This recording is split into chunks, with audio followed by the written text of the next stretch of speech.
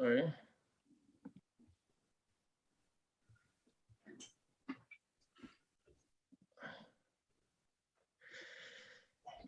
Okay.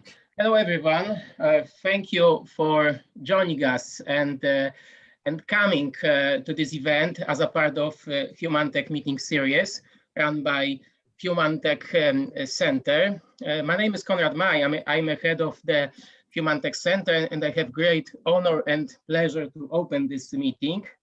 Today, we are going to talk about fighting disinformation with science and technology. So a key question is, can we prevent the next wave of infodemic? So we will focus today on a very current topic because we all want to return to normal life, free from another wave of pandemic and from the next wave of infodemic, let's say. So I hope this meeting may help us to get there. At the beginning, as always, we have two keynote lectures, and after that, we have a discussion panel with our great guest, who will be later introduced by the panel moderator, Rafał Mociuk.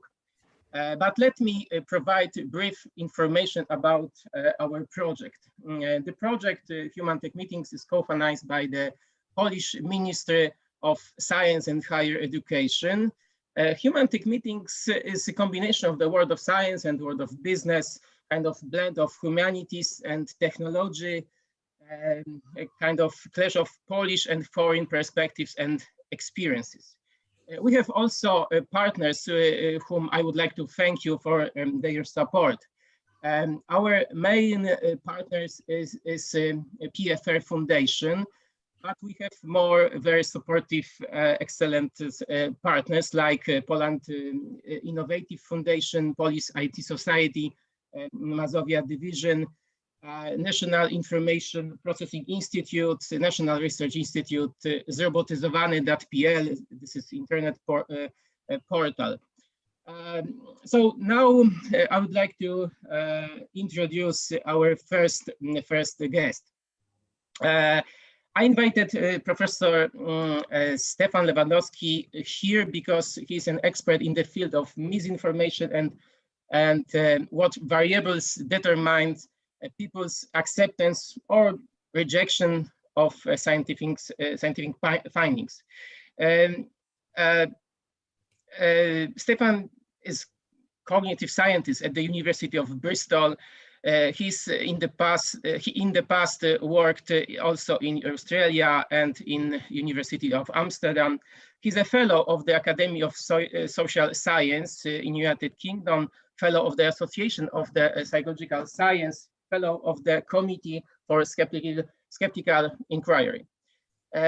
He has received many prestigious awards, such as Discovery Outstanding Researcher Award from the Australian Research Council or Humboldt Research Award from the Humboldt Foundation in Germany. His research examines people's memory, decision-making, knowledge structures. He has published more than 220 scientific articles, including one with me, so I'm very proud of it. And Professor Lewandowski is also a well-known popularizer of knowledge. He often appears in the media. So therefore, in this world, we may say that not only Robert Lewandowski is well known, but also Stefan Lewandowski. So here, Steve, welcome to our forum. And please listen carefully and prepare some questions.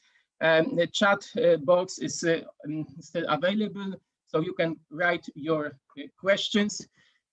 Enjoy, everyone. Stefan, our virtual floor is yours. Okay, thanks so much, Konrad. It's a pleasure to be here, and I hope you can see my screen now. Okay, so what I want to talk about is the post-truth world, the context in which we're presently finding ourselves in many countries around the world, and how that affects science and people's attitudes towards vaccinations.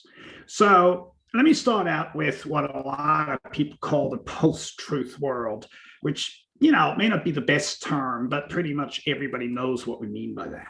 And one of the things that we very often mention, or a person who's very often mentioned in this context, is the former President Donald Trump, who, according to fact checkers, made over 30,000 false or misleading claims during his presidency. Now that's 21 per day. That's, almost like 1 an hour, 24/7 every day for 4 years. It's a lot.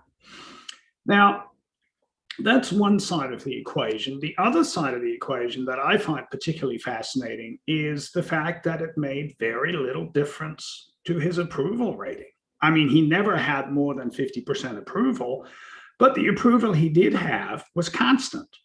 And at no point in his presidency did he lose support among his own party. It was at 77% at least, and very often higher than that. So the question is, how can somebody who is making that many false claims, how can they retain approval among party members? Now, I think to understand that, we have to understand that what is happening right now in the political scene in many countries is that politicians are uttering lies. Sometimes they're clear lies, other times they're just mistaken claims, false claims that have no apparent purpose. A lot of the things Donald Trump was telling us about that was false didn't really make a difference to him. They didn't serve his interests. And that blizzard of lies and misstatements is accompanied by what I call an altered ontology of truth. What do I mean by that? What I mean by that is that when people like Donald Trump or his associates are challenged on having said something that's wrong, they don't even bother defending the claim. They just say, oh, well, never mind, we have alternative facts. Or, oh, well, the truth isn't the truth. Or, what I think is a fact, you can think is a lie, or vice versa. So there is this sort of gerrymandering, ontological gerrymandering, that is reframing a debate about truth and falsehood by just saying there is no such thing as a difference between truth and falsehood. And that, I think, is what is different now. And that is what I think is characterized by the term post-truth world. Because, yes, we've always had political misinformation. Richard Nixon denied having anything to do with Watergate, and that was a lie, as we now know. There were no weapons of mass destruction in Iraq, even though we were told they were there by the US and UK governments. But all that misinformation in the past was carefully curated and had a purpose. The purpose was to convince us that Richard Nixon was innocent, or that there were weapons of mass destruction in Iraq. But what is happening now is that there isn't even the attempt made to claim that the reality in Iraq or wherever is of a certain type. All that is done now is shock and chaos, disinformation being thrown out that is undermining the very notion of truth. And that has consequences for people's conception of honesty. And one way in which you can show that is by asking Americans, this is now going back a few years during Donald Trump's presidency, whether they thought Donald Trump was honest. And guess what? Among Republicans, 3/4 of respondents thought that Donald Trump spoke the truth or was honest. And this was a consistent finding throughout his presidency, not an isolated data point. It is the case that Republicans thought he was honest. Now, how can you be honest if you tell 21 lies per day? Why is shock and chaos accepted? Why do people buy into this? Well, I think there's a fantastic paper by Oliver Hall and colleagues that was published a few years ago that, to my mind, is capturing this incredibly well, because their argument was, they didn't actually talk about Donald Trump much, but I'm translating what they said into Donald Trump, because I think this fits perfectly. Donald Trump states falsehoods that can be easily disproven and that have no consequence for him, no advantage for him politically to make these false claims.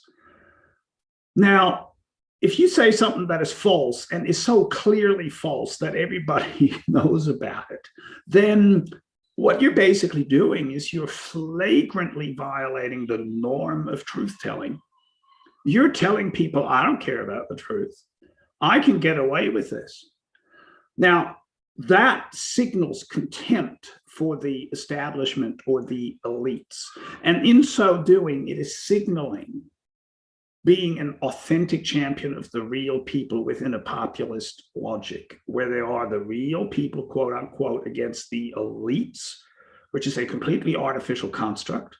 But the more you violate norms about the establishment or that are designed by the establishment, the more you can sell yourself as an authentic champion of the people. Now, that only works under certain circumstances, and that is really important to understand. It works when people question the legitimacy of a system. By system, I mean something like a system of governance or an election. If they question the legitimacy of that, then any norm violation by a politician signals authenticity to his or her followers. So if I violate the norm of truth-telling by lying, if I walk away from education and science, including vaccinations, by saying that's something for elitists, if I call the media fake news, then I violate norms. And the more I do that, the more my followers will love me for it. Now, that only works if people feel that there is something illegitimate about the system. If they don't, then lying is considered unacceptable. And that, I think, is an important point to understand, that people have to question the legitimacy of a system before this can find traction in society. Now, once it finds traction, amazing things happen. This is a pair of photos with Donald Trump's inauguration on the left and Barack Obama's 4 years previously on the right. There's no question that far more people attended Obama's inauguration than Trump's. Absolutely no question. However, Donald Trump claimed that his inauguration was, drawing a larger crowd. Now, in this experiment that I'm now telling you about, people were shown these two photos, and all they had to do was click on the one with more people in it. Now, that's something you cannot get wrong unless you know the politics, and then all hell breaks loose. What I'm showing you here are the data on the left of people choosing the wrong photo. Now, if you look at it carefully, you'll find that people who didn't vote in the 2016 election, or Clinton voters, never picked the wrong photo. And of course they wouldn't, because you cannot make that mistake. There just weren't more people on the left than the right. But now look at Trump voters. Among highly educated Trump voters, more than a quarter picked the wrong photo. They picked the wrong photo. That was clearly the wrong answer. But they knew that that had become politically controversial. And they expressed their support for Donald Trump by engaging in what I would call participatory propaganda, by continuing the falsehood that Donald Trump created and participating in it, I would argue, knowingly. I mean, there's no question that highly educated Trump voters, conservatives with an MBA from Harvard, they don't get this wrong, but they're quite happily expressing the wrong response to signal their support for the lying demagogue. Now, this has broader consequences, and this is where we now get to science and vaccinations very quickly. The first thing we have to recognize is, again, I'm using American data, but this all transfers into Europe, unfortunately. What I'm showing you here are public opinion data for the last 8 years or so about higher education. Is higher education a good thing or a bad thing?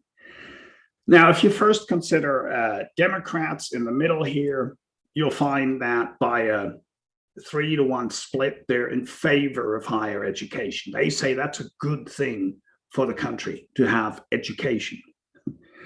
Now look on the left among Republicans. Yeah, more than half thought it was sort of okay until 2015.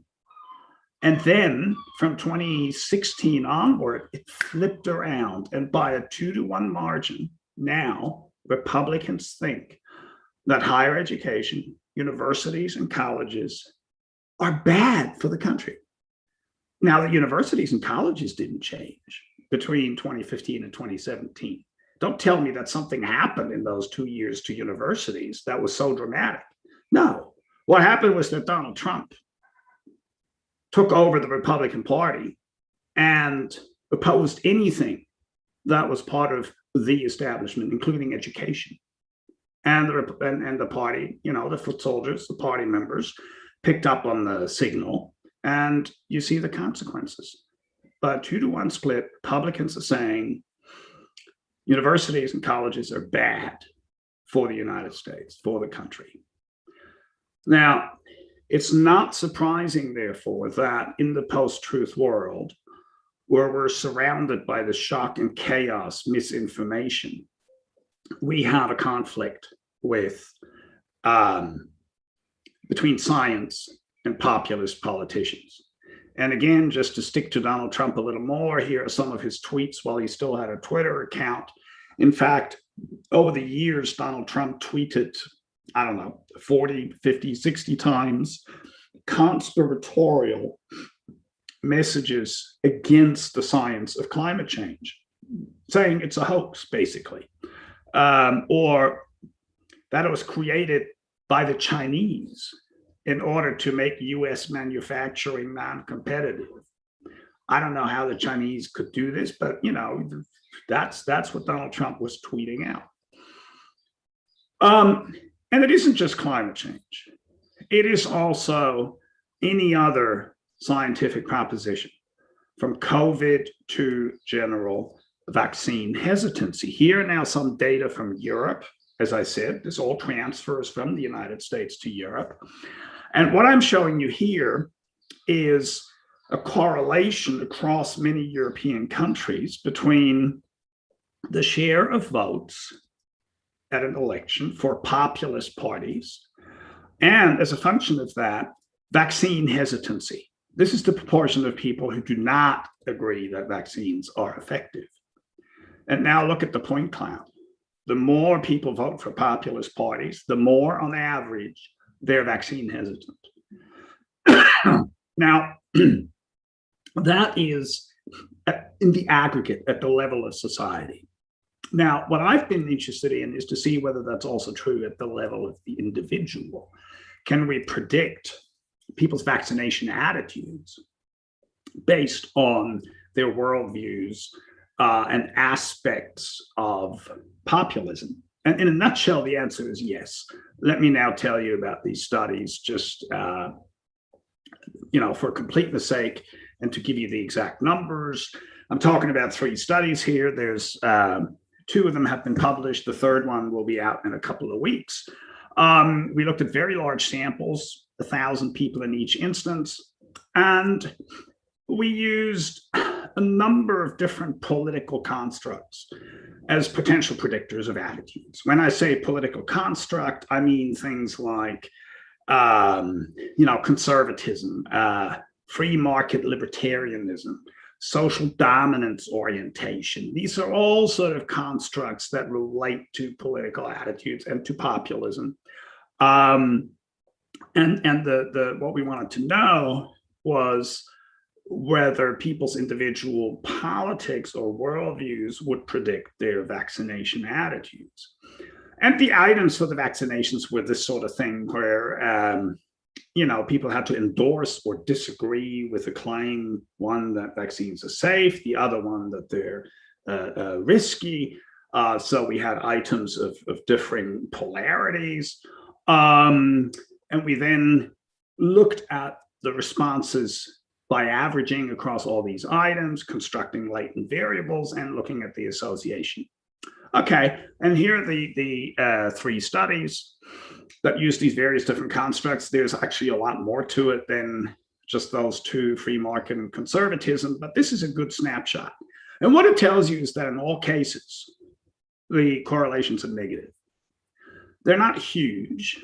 0.22 is a modest correlation, but they're all highly significant, meaning that the more people endorse free markets, unregulated free markets, the less likely they are to consider vaccinations to be safe. Or the more conservative they are, the less they consider vaccinations to be safe.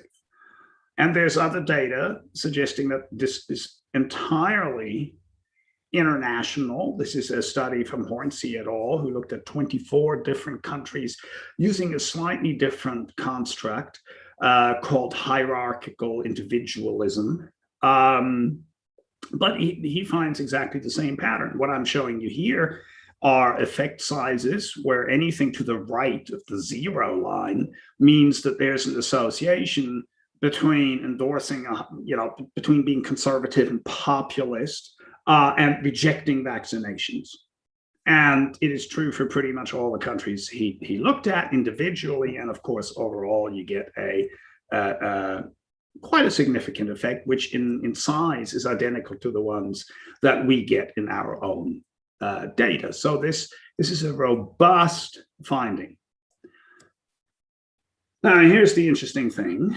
We can take these individual data and take them back to the world, but now looking not at survey data, but at actual behavior. And we're in the middle of a massive vaccination campaign all around the world. In the United States, they've been vaccinating since the beginning of the year against COVID-19. And they've rolled out millions and millions of doses, and they have tried a lot to get people to take the vaccines. And now look at these data here. These were published in the New York Times a little while ago. So these data are probably maybe 2 months old at most. And what I'm showing you here is color-coded the share of votes across different US states from the last election plotted against vaccine uptake and vaccine hesitancy. Uptake is on the right, hesitancy on the left. Now, the more red a dot is, the more that state voted for Donald Trump. The more blue it is, the more it voted for Joe Biden at the last election. And what you can see on the right is absolutely striking, and it's a massive effect. Republican states who voted for Donald Trump, have about, I'm tempted to say up to 20% fewer people who've taken the vaccine compared to Democratic states. I mean, that's a massive effect. And this is not attitudes. This is not a survey. This is simply counting the people who show up to get a shot. Far fewer people in Republican states than in blue states. And that isn't just an artifact of, sort of availability of vaccines or something, because if you ask people about their hesitancy, you get precisely the same pattern. But of course, it goes the other way. The more you vote for Trump, the more hesitant you are about vaccines. And again, it's a massive effect. 10% of people are hesitant in Democratic states, 30% in Republican states, deep red states. So this matters in the real world. So why is this important? Well, of course, it is important because it matters, as I just said. It determines how people act in the real world. But it is also important to understand because it opens up an opportunity, a door towards allowing us to communicate vaccination better. Now, let me tell you about an experiment by Dan Kahan, where he looked at the role of the messenger and how the messenger of a scientific message, how the relationship between that person and the audience can make a difference. Now, it was a very complicated experiment, so I'm going to simplify it as much as possible. And to do so, I'm going to introduce you to 4 people that don't exist these 4 photos here, they're fictitious people, but oh my God, they are stereotypical. All right. So look at the guy on the top left. And even though he doesn't exist, he is alleged to have written books that are entitled "The Immigrant Invasion Threatening the American Way of Life," "The War on American Manhood," "Selfishness is Not a Vice," "Why Big Government Doesn't Work." You get the picture. You can imagine what kind of a person that is. Okay. Now down here in the bottom right, we have another guy who looks a little different, who's written about 3 social evils: sexism, racism, and homophobia. Raising children, avoiding sexual stereotypes, and on it goes. Now, you know that this guy is a hippie, right? I mean, quote unquote hippie, but as a caricature, I call him a hippie. And this dude over here is a conservative libertarian. Now, in that experiment, people were shown precisely what you see here, one or the other, and ignore the other 2 guys. As I said, it's a complicated experiment. I'm condensing it to the essentials.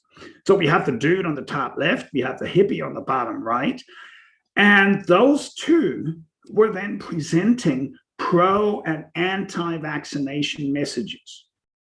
Now, this was for a particular kind of vaccine known as HPV, human papillomavirus virus, which is a vaccine that protects women against cervical cancer. Now, that is great. I think it's terrific if you have that protection.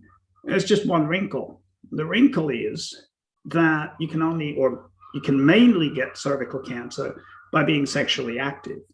So this is not a value-free vaccine because it is protecting against something that you acquire by being sexually active. And that is why it has become a really political thing in the United States, where, as you might imagine, people on the right, the conservatives, are against the vaccination because they fear that it'll encourage their daughters to have sex. Liberals, on the other hand, want the vaccine because they want their daughters to be protected. They have different attitudes. Now, in this experiment, what happened was that when you take a pro and anti-vaccine message, and the pro-vaccine message comes from the hippie and the anti-vaccine message comes from the free marketeer, then people are polarized on the 2 sides of politics, hugely polarized. This is a scale out of 3. They're at 0.83. I mean, they're really, really polarized because they get the message that they expect to get from their own partisan that is amplifying their prior biases. So the hippie says, go vaccinate. The free marketeer says, oh, no, don't do that. It encourages your daughters to have sex. Boom. The 2 sides of politics, the audience becomes polarized. Yeah, well, paralyzed too, but polarized. Now, what happens if you flip it around? What happens if the hippie unexpectedly says, oh, no, don't vaccinate your daughters? And the free marketeer says, oh, yeah, you got to do this to protect your daughters. Polarization is drastically removed. Now, what does that tell us? That tells us that if you match the messenger to the audience, it can pull the audience along and reduce polarization that would otherwise be there. Culturally appropriate messengers are extremely powerful, and they can either amplify or reduce polarization, because whatever they say, because they're members of the same tribe, they pull along the audience. And that is one of the reasons why understanding culture and understanding people's worldviews isn't all bad, because it offers an opportunity for communication. Now, let me talk a little bit more, moving into COVID and talking a bit more about misinformation and what to do about it. Everybody talks about an infodemic that came with the COVID pandemic. And indeed, there is a history stretching out 600 years of pandemics being accompanied by conspiracy theories. In the 14th century, it was anti-Semitism. In the 19th century in Russia, it was a conspiracy theory that blamed doctors for a cholera epidemic. If you think that was far away and a long time ago, well, think again. Not too many months ago in Holland, rioters attacked a hospital and a COVID-19 test station as a consequence of, well, they didn't like the lockdown measures that went with the pandemic. And up to 10% of the UK population think that COVID-19 is a Chinese bioweapon, something for which there's no evidence. So we can expect there to be conspiracy theories that come from a pandemic or that come with a pandemic, because whenever people lose control or are fearful, some proportion of people resorts to a conspiracy theory. That explains the link between pandemics and conspiracy theories. And that's non-trivial, because a consequence of greater endorsement of conspiracies is that people are less likely to adhere to government guidelines. They're less willing to take tests, less willing to be vaccinated, and in some cases, they endorse violence and in fact engage in violence. Last year, a lot of 5G telecommunications installations were attacked in the United Kingdom based on a conspiracy theory, baseless of course, that linked 5G to the coronavirus. Now, if you're interested in this and how to deal with it, then it turns out that I published a handbook on these issues a little over a year ago. That's now available in all sorts of different languages. Unfortunately, not Polish, but you can find a lot of detail at that link about why conspiracy theories exist, how you can tell that it is a conspiracy theory, and how you can maybe deal with the fallout from that.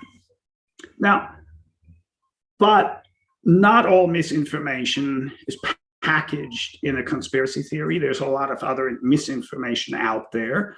And it turns out that we now know that this causes people to behave differently. This study I'm showing you here looked at the effect of watching Fox News in the United States on people's compliance with social distancing. Now, to understand what I mean by that, you have to know that Fox News in the United States downplayed the virus and the pandemic fairly consistently from early on, calling it, a hoax or nearly so, saying it was just a moral panic and the Democrats are just not tough enough, that type of thing. Now, it turns out the more people watch Fox News, the less likely they are to comply with social distancing. And guess what? The more cases there are in those regions, and the more people die. So you can actually statistically show that misinformation has an effect in the real world on the pandemic itself. And here's another study that just came out very recently, where it was shown that exposure to misinformation reduces people's intent to get vaccinated in a controlled experiment. So misinformation matters. And because it matters so much, some large team of colleagues and I published a debunking handbook, again, about 8 months ago or so, last October, where we review the science and provide guidance on how to debunk misinformation. You can find it at the link there. It's freely available. So what is the problem with misinformation? What is in the debunking handbook that I just mentioned? Well, I want to talk about the basic problem of misinformation and then offer a solution. The basic problem is that once you hear misinformation, such as the Pope endorses Donald Trump, no, he didn't, it's complete nonsense, but it was circulated widely on the internet. The moment you hear that, it sticks, even if you're exposed to a correction that says, no, that's false. Why?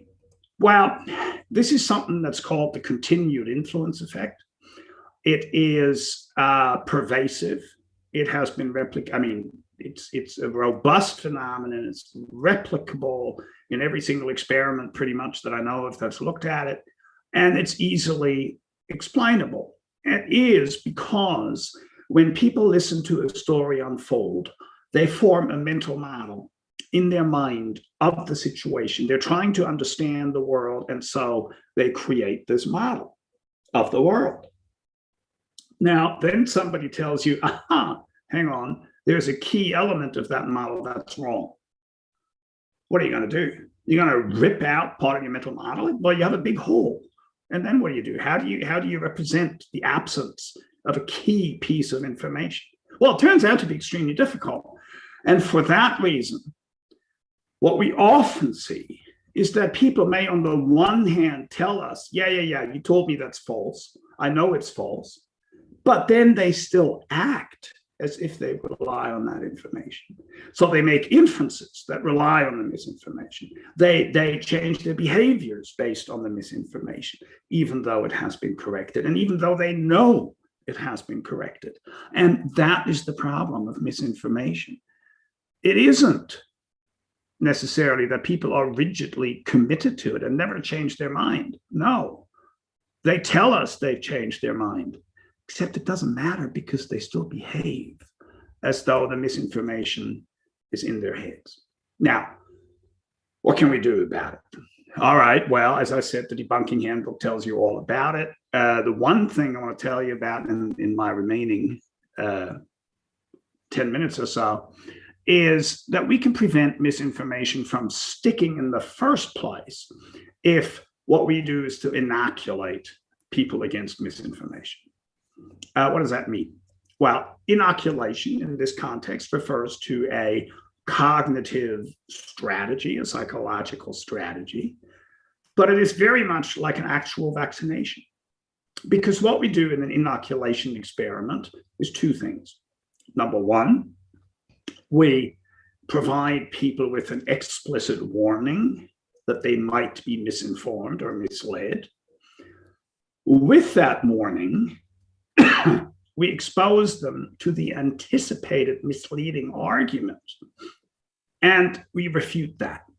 Now, what's really interesting here is that we're not refuting a specific piece of information. What we do is we're refuting a strategy that disinformers use to mislead people. So inoculation doesn't have to know what people will be exposed to. It only has to know how people will be misled. And that is what makes it powerful, because we can do it ahead of time. Now, I want to give you two examples of papers where inoculation against COVID-19 misinformation was successful. Again, I'm simplifying the experiments to get the point across. Here's one experiment done by colleagues of mine at Cambridge, where what they did was to take these little cartoon flyers, these infographics that are actually based on the conspiracy theory handbook, but were published by UNESCO and the European Commission as guides to prevent people being misled. And so you can see it's about how conspiracy theories can be identified, what are the red flags for a conspiracy theory, et cetera, et cetera. Now, it turns out that in a condition where people saw these flyers compared to a control condition where they just played a video game that had nothing to do with what's happening here, seeing these brief flyers was sufficient for people to afterwards be able to discern manipulative tweets, simulated tweets from valuable information. So here's a manipulative tweet. You may recognize it as such. Did you know that the new vaccine will alter your DNA? It'll wrap itself into your system. Well, no, it doesn't. It's nonsense. But it is a very common myth out there. And it turns out that the inoculation through exposure to these flyers enhanced recognition that this was a manipulative tweet. So the people who were inoculated were better able to detect subsequently when they were manipulated. And the effect was even stronger in another condition where people played a video game for 15 minutes that taught them more and more and more about how not to be misled. And here's a second study that one of my master students just did. These data are like a week old, so they're hot off the press, where we also looked at COVID-19 misinformation. And what we did here was to show people a video. Now, the video is about 4 minutes, and it teaches people to detect 3 misinformation techniques. 3 misinformation techniques that we discovered were prevalent or were common among COVID-19 disinformers, such as evoking emotion. You know, this sort of thing. Oh my God, you should be afraid. You know, the COVID vaccine is going to kill you. And then a couple other techniques. And in a control video, people learned something about Bitcoin, which has nothing to do with COVID-19, just as a control condition. And we ran about 660 participants in the UK who hadn't been vaccinated and whom we knew were neutral towards the vaccine. The panel's provider, Prolific, tested them and told us this ahead of time. So we knew that they were neutral and hence might be sensitive to this message, since they hadn't pre-committed themselves to an attitude. And then we exposed them after the training video to this sort of simulated WhatsApp chat where a simulated friend would sell them this message that was evoking emotion and did all the other things that we identified as being popular among disinformers. And we then asked participants afterwards to tell us to what extent they, trust this message, to what extent they could tell that these techniques were being used. And we also asked them about their vaccine concern. What do we find? Well, we find that inoculation worked. Yet again, on the left, I'm showing you the difference between the inoculation and control conditions about discerning manipulative messages, and they get better at it through the inoculation.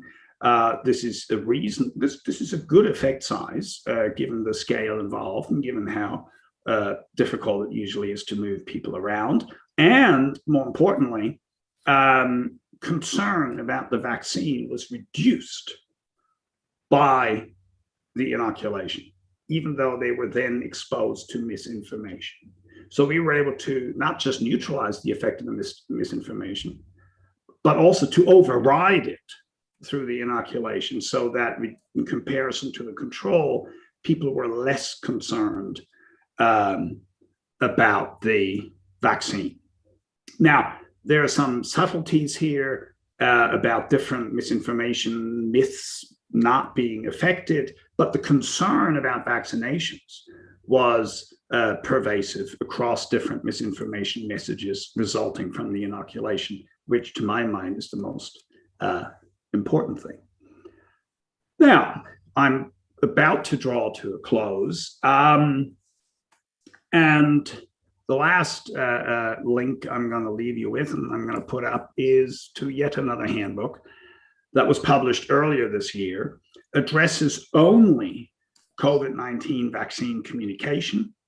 This was again written by a large team of international authors, including vaccinologists and microbiologists. It was highly interdisciplinary. So we talk about the vaccine based on expertise from microbiologists, and we talk about the communication based on expertise from cognitive scientists and communication scientists. And this handbook deals exclusively with how to address people's concerns about the COVID-19 vaccine, and that's now available in 10 languages. Unfortunately, I don't think, again, Polish is on there yet, but people keep asking us whether they can translate this. So Who knows? Maybe we'll have a Polish version soon. And incidentally, that handbook comes with a wiki that you can go to through click-through buttons that is constantly being updated. So it's a living document that is being adapted as new data about side effects and so on become available. Right, and I was given 45 minutes. I think I've taken 44. I'll wrap up in 1 more minute. Well, to understand what's going on, I think we have to start out by analyzing the political environment we live in many countries around the world, where there's this new form of misinformation that I'm inclined to call shock and chaos that undermines the very notion of truth. It isn't just about claiming the world is one way when it isn't. No, it's more or less claiming no one knows what the world is like and I can say whatever I want and you just have to believe me. And against that background, once we understand that, the difficulties become apparent that we're facing. In particular with vaccinations, because worldviews matter a great deal in determining people's attitudes towards vaccinations. How do we deal with that? Well, culturally sensitive messengers is one solution to address worldviews. You got to have people of the same political stripe talking to audiences to get the message across. And yes, we have an infodemic, and that does harm, measurable harm. But fortunately, we're not entirely powerless. And we do have some tools. And one of the tools I talked about briefly was inoculation. And with that, I thank you for your attention. And I look forward to your questions. Thank you. Thank you very much, Stefan. Thank you for your extremely inspiring lecture. It's incredibly interesting. Of course, in the normal situation, you would hear now applause, but situation is as it is. Professor Lewandowski, you touched many of the important determinants of the spreading of disinformation, especially related to politics, media, and also in the final conclusions, you gave us hope as well, because as we can see, we can cope with disinformation by using, for example, inoculation. So this is a hope for us. I think this is a good starting point for our panel after the second lecture, because now I see surprisingly that there are no questions in the chat box. This is a surprise for me. So I think we can move on to the second presentation, and whole discussion we'll have during the panel discussion. Okay, because I think this is kind of a good baseline for us. So now we come to the second lecture. A Polish, let's say, representative, Professor Karina Stasiuk-Krajewska, is a researcher and among others, head of the Department of Journalism and Social Communication at SWPS University in Wrocław. She is a media expert specializing in media theory and ethics of professional communication. Her research interests focus on the theory of communication and mass media, as well as axiology. So she's an author of 70 publications, including 3 books. So Professor Karina Stasiuk-Krajewska, we would like to kindly ask you for your presentation. And one more issue, if you want to read more, if you want to read more details about our panelists and keynote speakers, everything is on our website. You may find the details of their biographies. So Karina, the floor is yours. Thank you very much. I start sharing my presentation. It should be, is it okay now or? Yes, yes, yes, okay. One moment, please. Okay, so it's okay now, yes? You can see it. Okay, thank you very much. First of all, I'd like to thank you very much for inviting me to this discussion. I'm really honored to have the possibility to speak in such a group of experts. As we have seen, Polish language is not very popular in the literature about fake news, let's say, so I try to speak English and to say what I want to say, the most important points in English. In my presentation, I'd like to concentrate on how we can try to fight fake news and disinformation, and say a few words about possibilities of studying this phenomenon using various methods, especially quantitative and qualitative discourse analysis. The pretext for this is the implementation by our university, SWPS University, CEDMO grant, which is the part of so-called EDMO activity. If you don't mind, I will use Polish pronunciation of the abbreviation, so CEDMO and EDMO. And I'd like to, the European Digital Media Observatory, which is EDMO, has become operational on the 1st of June 2020 and serves as a hub for fact checkers, academic researchers, and other relevant stakeholders contributing to address disinformation in Europe. It also encourages and supports collaboration with media organizations, media literacy experts, and provides support to policymakers.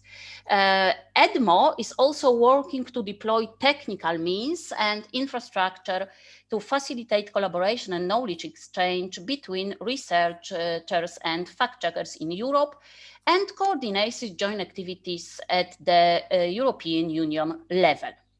The mission of EDMO is as follows. You can see it on the slide.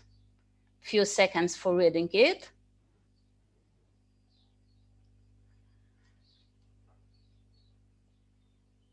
In my opinion, the most important part of the mission is to bring together three communities: researchers, journalists, and educators.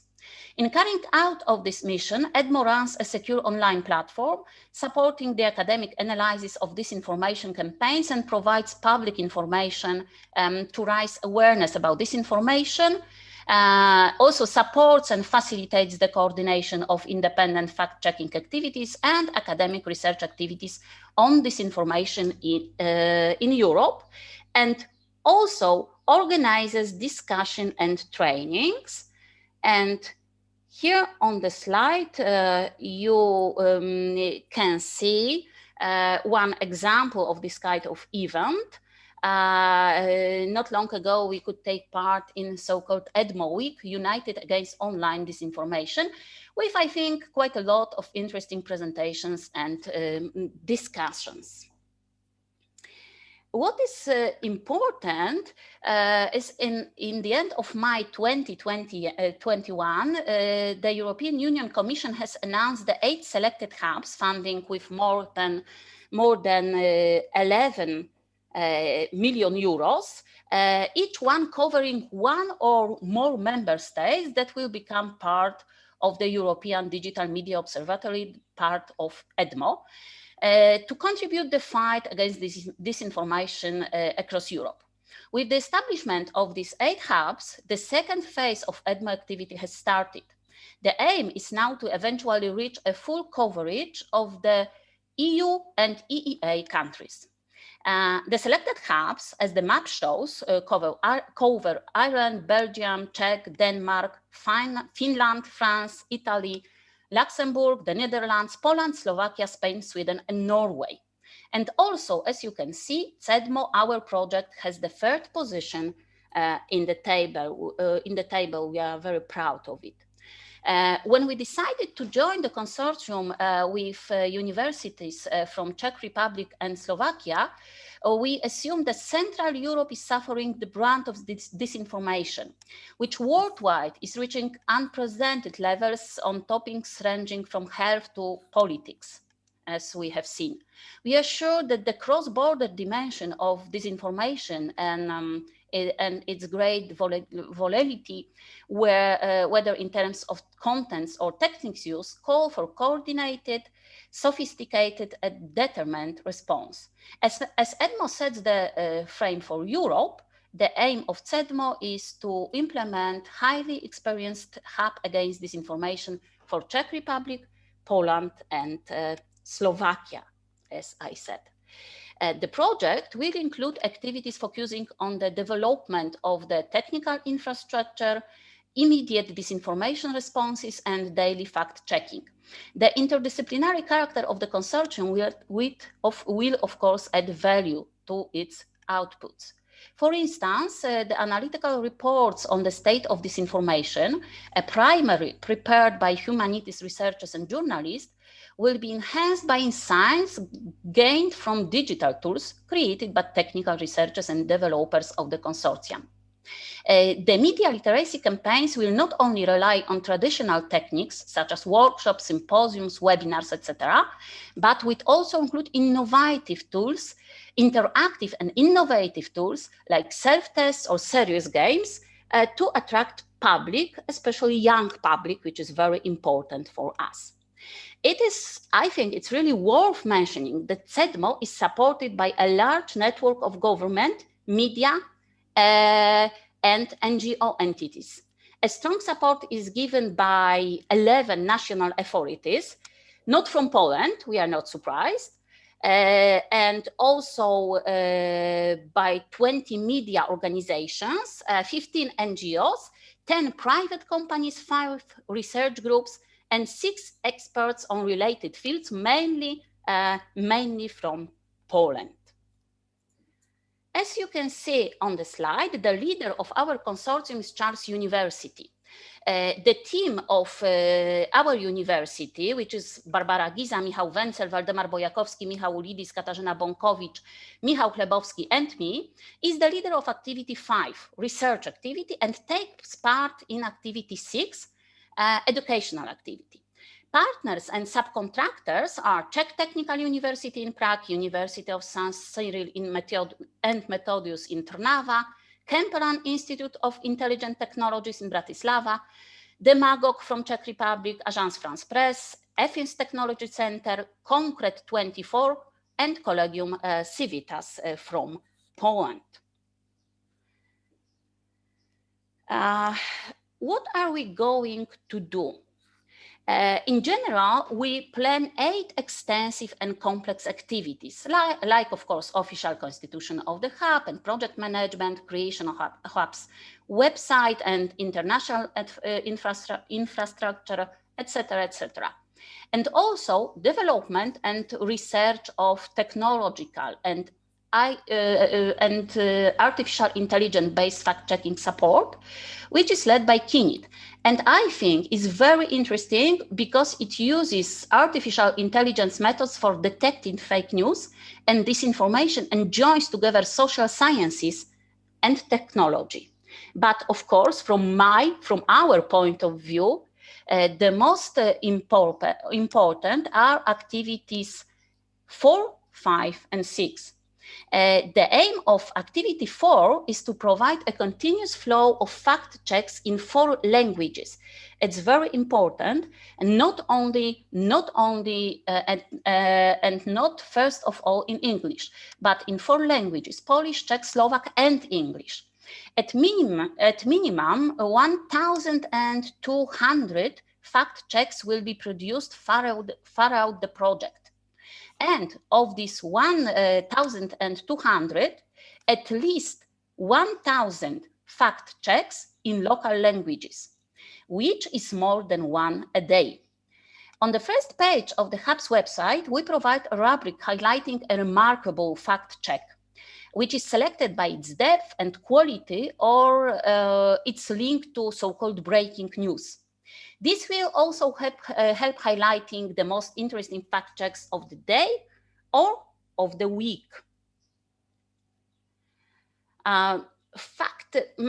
It's also important, I think I should stress it, that fact checkers will closely cooperate with researchers and from computer science and also from social science. And their feedback, the feedback of researchers, will be collected and serve as an input to proposal of supporting tools and methods. Activities in the area of education, to which point 6 relates, are equally important in my opinion.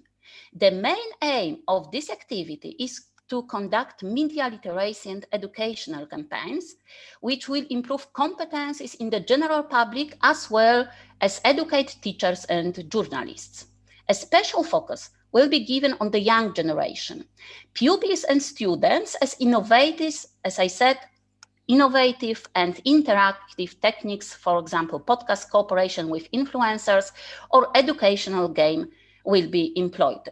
I think it's very, very important because, for example, I can observe when I talk to my 14-year-old son about fake news, he doesn't want to listen to me. I must admit that despite the fact that I do and I'm working on it and I'm interested in it, and he knows about it and he's aware of the problem, to be honest, he does not care too much about it. For this generation, I think fake news is more the subject of, I don't know, jokes, maybe some kind of amusement, not the social problem.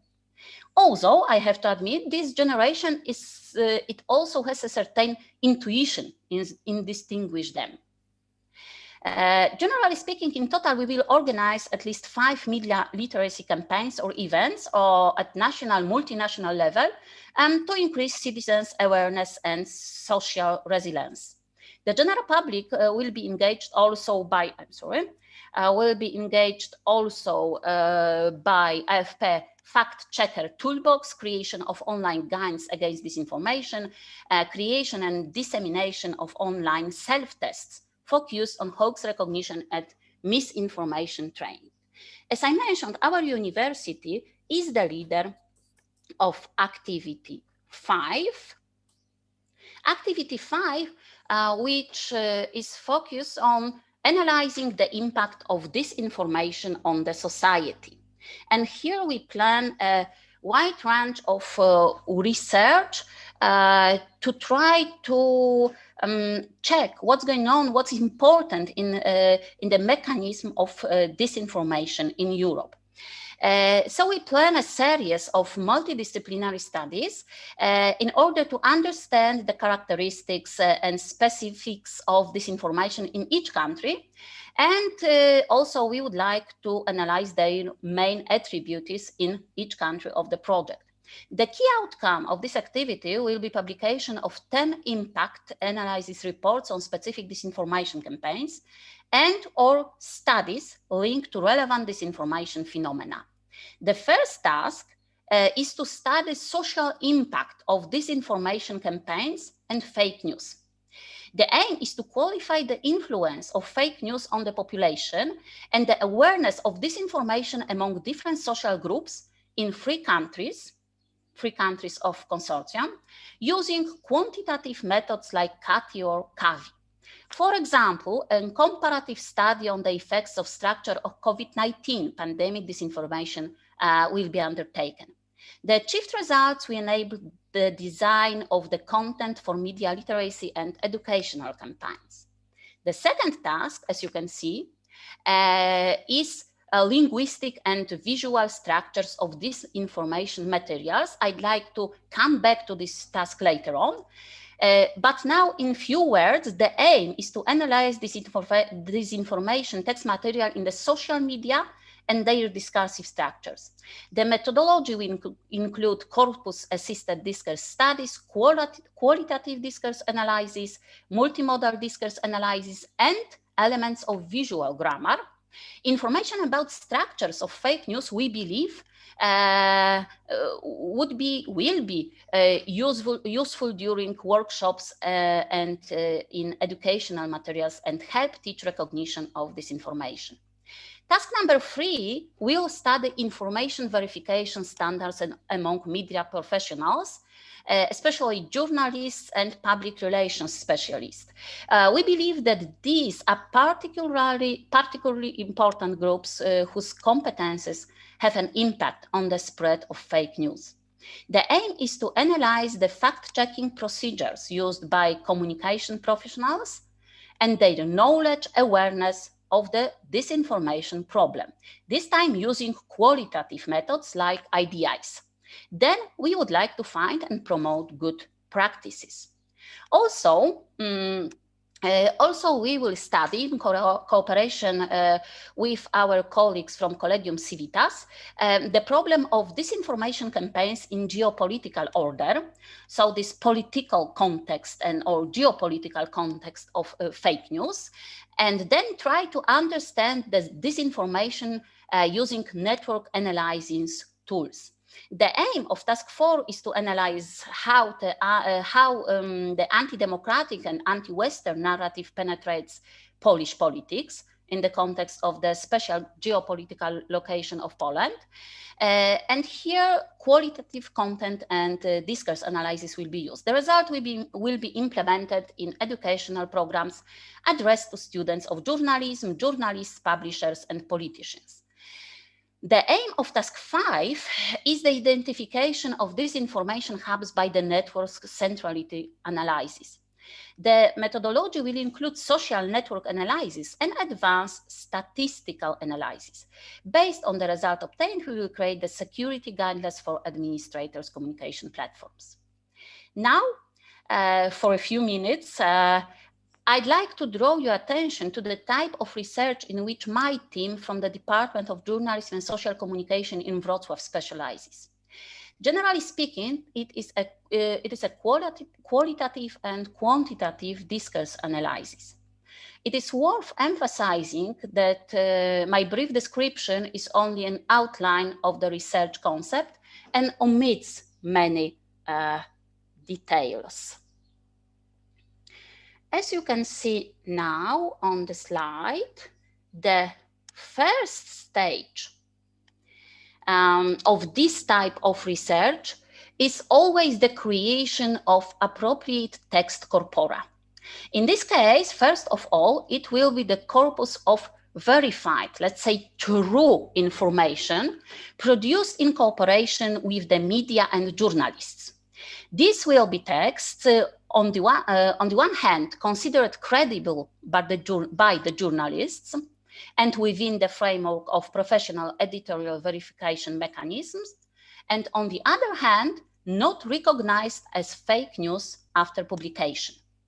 The text material will be tagged according to several domains: sport, business, entertainment, politics, technology, education, and of course, health. The next stage of the research will be the creation of corpus of false information, fake news, based on a cognitive experiment with the participation of a group of respondents. The essence of the experiment will be that the respondents will carry out the task of interfering with the content of verified, the true information, in such a way as to, according to their best knowledge and competence, transform it into fake news in the fastest and easiest way possible.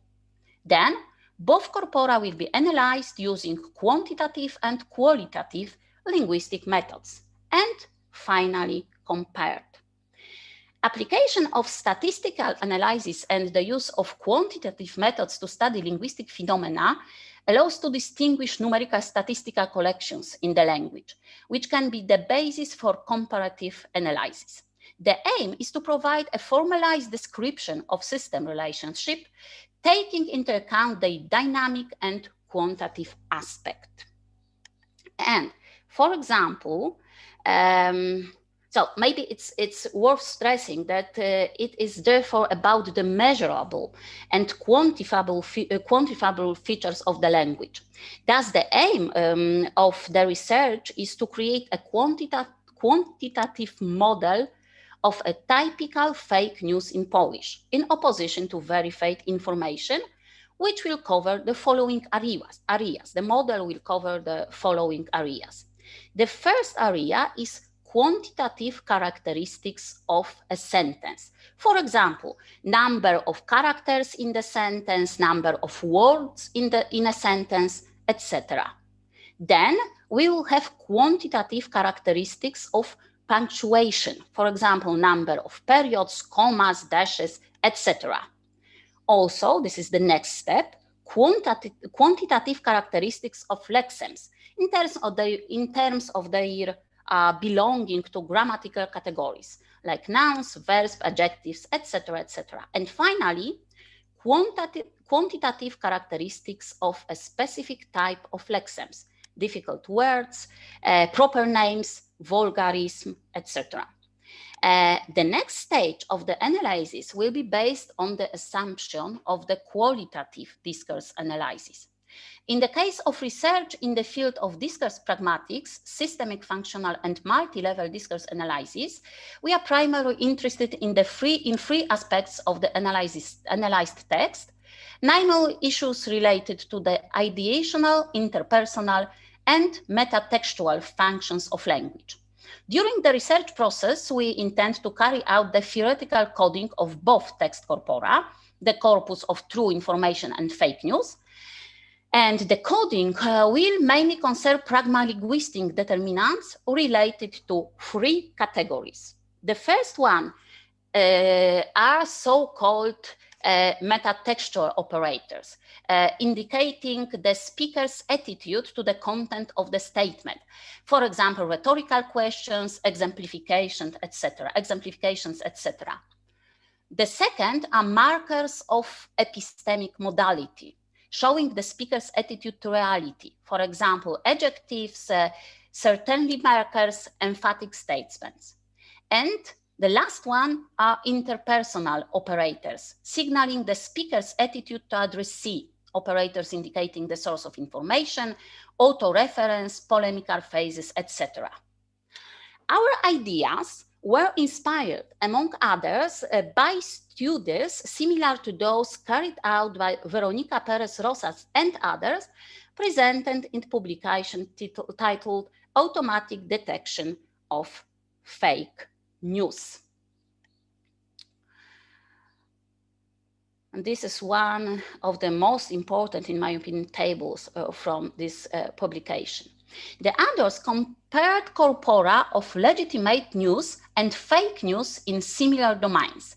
There was also a celebrity category, as you can see in that study, but we decided to omit this category, the category of celebrity, and instead of that we have the category of entertainment.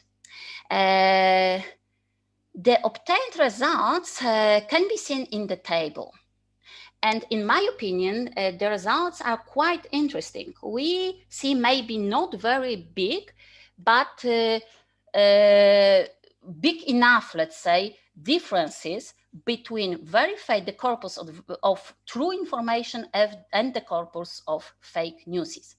Maybe it should be clarified here that this category LIWC is based on large lexicons of word categories that represent psycholinguistic processes.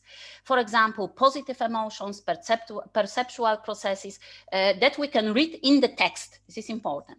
And also summary categories, for example, words per sentence, as well as speech categories, articles, verbs, etc.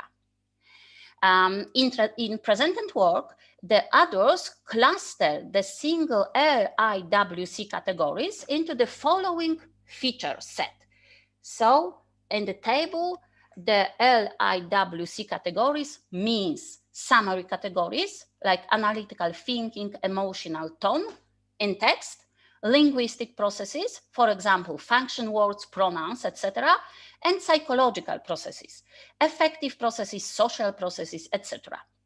The next category, readability, represents the features that indicate text understandability. These include content features such as the number of characters, complex words, long words, number of syllables, word types, number of paragraphs, etc.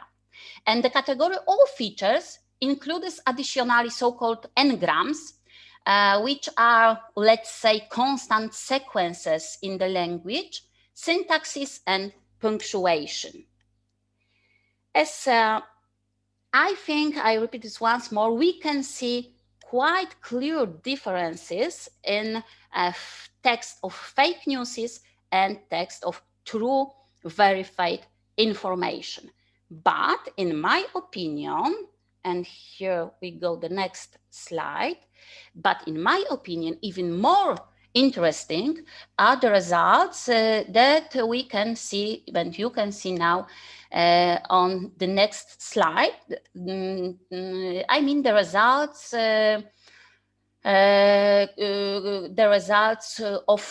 from comparing the presence of specific lexems in both corpora, which are quite different, let's say even oppositional, comparing fake news and also so-called true or verified information. Of course, we are aware of the difficulties and doubts that this approach may generate, but we hope that theoretical abstraction of generalization will allow us to prepare detailed description of selected data sets due to the occurrence of significant trends and general discursive determinants. Then, based on the interpretation of the results for specific text corpora, we intend to make a compilation of detailed results obtained while analyzing the corpus of true and false information. Thanks to this, we will be able to indicate the most common and the most significant differences in both data sets, and we believe to present a linguistic and discursive model of fake news, which will be useful in identifying disinformation and in educational activities related to fake news recognition. Okay, that's all I wanted to tell you, everything I wanted to talk about. So thank you very much for your attention. You have got my email address. And if you have any questions, please don't hesitate to have it. Thank you very much, Karina, for your presentation of your project. This brought us a lot of hope as well. So I believe that your project will allow us in future to overcome or maybe at least diminish the spreading of information and fake news. So good luck. Now I would like to delegate the, let's say, leadership over the next part of our meeting to Rafał Motriuk. And at the beginning, let me introduce our moderator, because Rafał will be our moderator of our panel. Rafał Motriuk is an entrepreneur, business science and technology journalist, formerly with the BBC World Service, recently with the Polish radio. Rafał is also a business trainer, a TEDx, TED speaker, and a published author. Also a diversity and inclusion practitioner. At our university, SWPS, Rafał has been teaching journalism and social skills mainly in English for a decade now. So Rafał, let's say, our group is yours. Thank you, Konrad. Thank you so much. Could you just confirm that you can hear me and you can see me before we move on? Everything working correctly. Yeah. But wonderful. Our panelists, so we need a presentation. Maybe I will share the screen, okay? Because we need to see our panelists. So let me. Oh, maybe Eva will check. Oh, yeah, okay. Now it's visible. Okay. Okay, wonderful, Konrad. Thank you so much for this introduction. My understanding is that we have something like 1.5 hours to go for our panel discussion. So once again, I'd like to encourage our audience, anybody taking part, to ask questions in our chat. We have some pre-prepared questions, of course, but then any questions are welcome. But let me start by introducing the panelists who are joining us now. Their full bios are available on our website, and for the time being, well, just a brief intro in the alphabetical order. So Professor Michał Boni has a PhD in humanities and is assistant professor at our university, former Minister of Labour and Social Policy in Poland.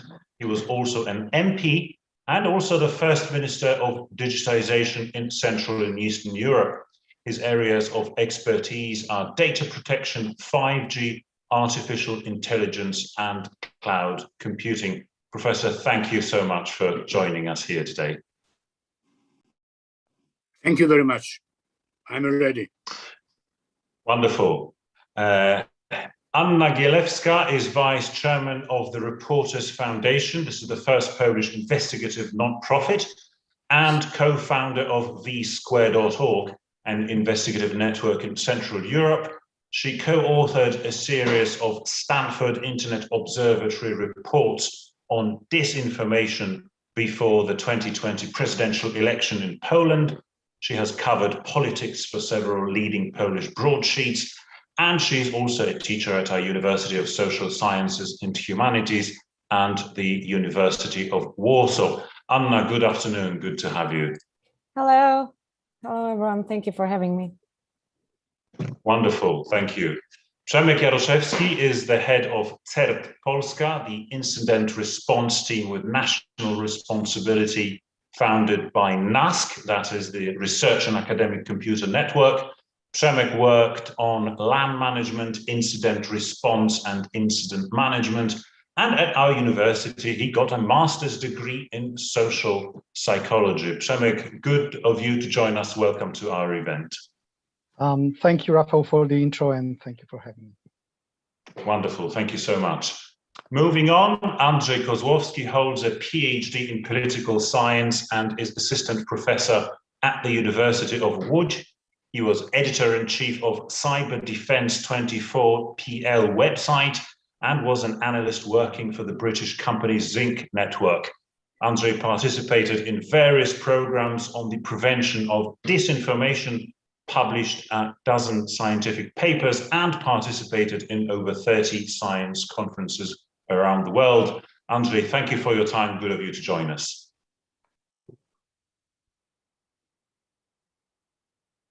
I'm not sure I can hear Andrzej, but let's come back. Thank you for invitation and thank you for a short introduction.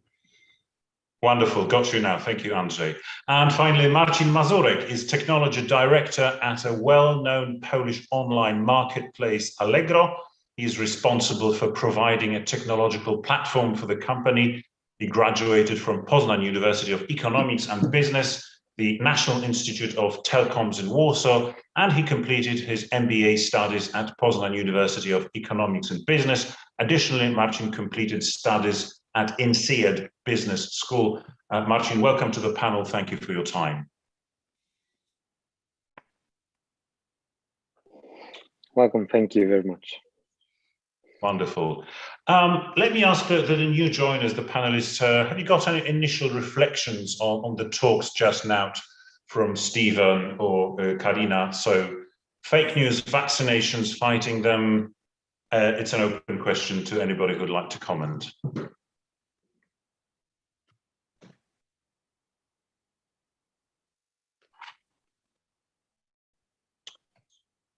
Okay, I'll let everybody think about it. So let me move on to my first question that I've got at the moment. To start with, just as a curiosity maybe, this event is hosted out of Wrocław, a Polish city who not so long ago in 1963 was cordoned off and sealed and closed because of the smallpox outbreak.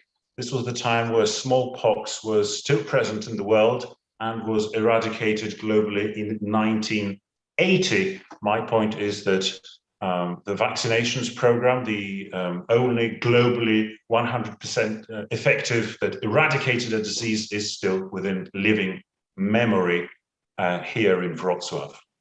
However, let us move back to the COVID infections and COVID fake news.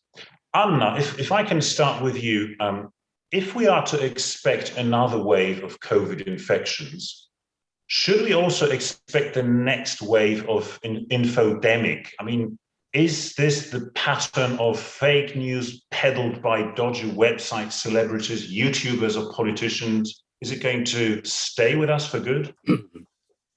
Well, I'm afraid yes. And actually, I would say that we'll be only experiencing more of this. And with this new variants of the infodemic, as well as we have new variants of the pandemic. So therefore, it means new challenges. And I think that while the pandemic is becoming somehow more manageable because of vaccination, there is no simple vaccine for the infodemic, and it's still spreading freely and rapidly. And obviously we have this great example and concept of inoculation, and I really do hope we'll be experiencing better effect of that. But so far, I think the disinformation around COVID is definitely one of the main reasons why people do not take their shots. And in Poland, I think right now more than 20% of people say no, they are not going to be vaccinated. And according to different data, I think even half of the population might not be vaccinated. So and still, there are people who deny the pandemic. So and some leading anti-vaxxer vaxxer pages on social media in Poland right now have like hundreds of thousands of followers. So we can observe all of that, and it is to stay, unfortunately. On the other hand, we have a lot of work, so that's something good. This is a little bit of a doom and gloom. You say there is no inoculation against fake news. What is there? What can we do?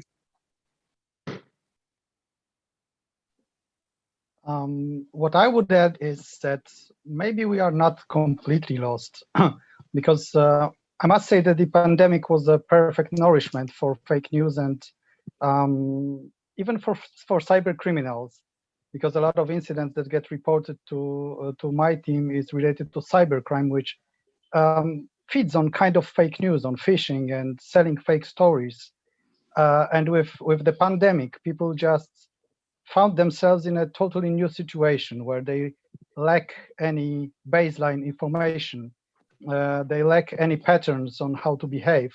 So it was very easy to feed them this false information, even if it was kind of stupid, like check your health by coughing to the mic of your phone.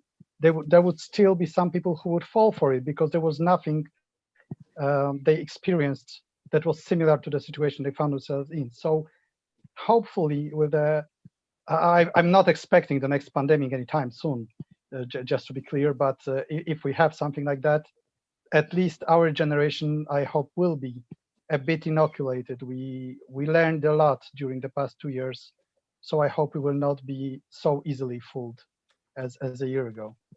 Let me still pull you, Przemysław, and I'll open the floor to Steve and then Marcin. So this is an interesting pattern that I've heard from doctors, and that regards the MMR vaccination as well, mumps, measles, rubella. A lot of people, including young doctors, they have never seen it live in a living patient, or very few of them have.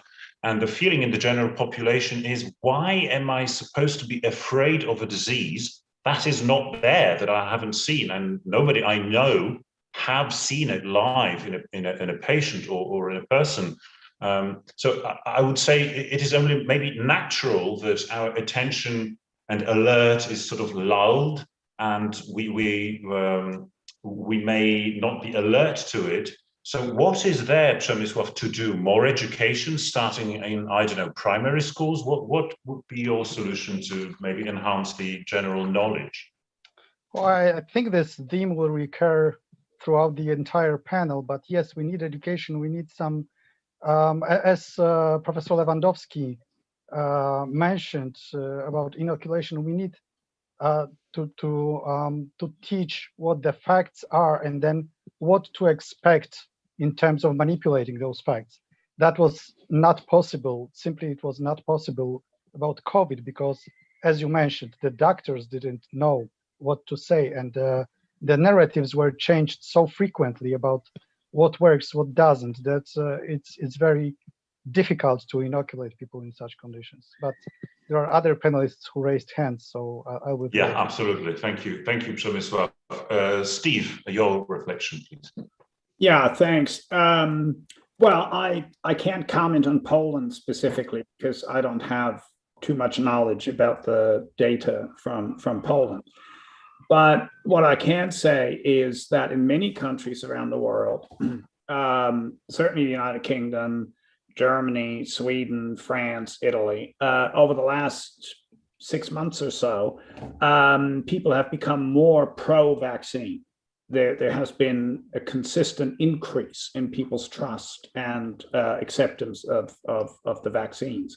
And certainly in the United Kingdom, I don't think vaccine hesitancy is going to be the real problem when it comes to dealing with the pandemic. I think, if you had to put the finger of blame somewhere, it might be somewhere else. And this is something I think that's generally important to keep in mind, that yes, we do have an infodemic. I talked about it today, and I don't deny that at all. But what I didn't have time to talk about was that we also have data about trust in scientists generally going up, having gone up dramatically since the beginning of the pandemic. Now, not for everybody, but the share of people in the population that trust scientists has gone up dramatically. In Germany, I know data from last year where trust in scientists has tripled from previous years till the middle of 2020.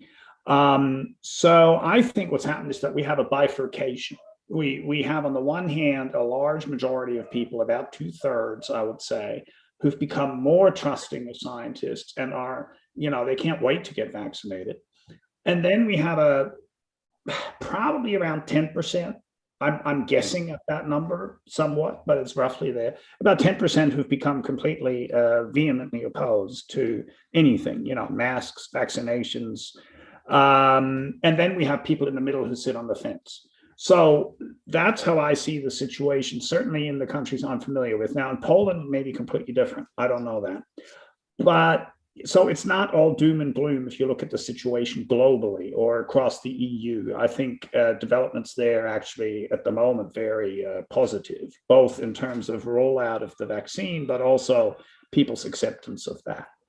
And one of the things we find is two things. Number one, the more the vaccine has been rolled out, the more people begin to trust it, which makes perfect sense. If hundreds of millions of people have been vaccinated and that brings the pandemic under control, why wouldn't you? So that's one thing in our favor. The other thing that's in our favor is that there are a lot of people who express hesitancy and who say, nah, I don't think I'll get the vaccine, but then they get it. So I don't see the situation quite as gloomy, but as I said, I don't know whether I'm being overly optimistic for Poland. I just don't know what's going on there. Thank you so much. I thought, Marcin, if you're still willing to offer your reflection, and then over to Andrzej. Sure. I was listening to Przemek, and I think, we are continuously infodemic, but what good I see in a company that I work for in Allegro, the company that is inside the internet for its long history, people got vaccinated by this infodemic. They start to recognize fake news. They start to recognize attacks like phishing. They start to learn how to separate true information, true sources from this massive overflow of information, somehow usually fake or incorrect. And what I observe at my home, I've got an 18-year-old son, with this social media information overflowing to our houses, to our schools, he's like resistant to it. He understands this information is coming from everywhere. So whenever I send him a link, here, hey, look at this, and no, this is a fake news, stop it, skip it. So, I think with this situation that we found ourselves in, we somehow vaccinated ourselves on this information that is overflowing to us. But I think I agree with Anna that it's not going to change, it's going to continue because we don't have good technical measures to somehow filter or get rid of it. Although we can recognize it, but, it would be hard to filter internet. Perfect, Marcin. Thank you so much for this input. Andrzej, over to you. What are your thoughts? Okay, thank you very much. Several remarks. If we refer to the vaccination and all this information linked with that vaccination, we need to remember that disinformation campaigns against the vaccination was orchestrated also by the countries, especially by Russia and China, because if we analyze the media sphere for the side effects of the vaccination, we probably find out that the only vaccine without any side effects is Russian Sputnik. And let's say that I don't know many people who wanted to get the Russian Sputnik, including me. So this is like a short remark about vaccination, but in more general about the topic of disinformation and the fake news.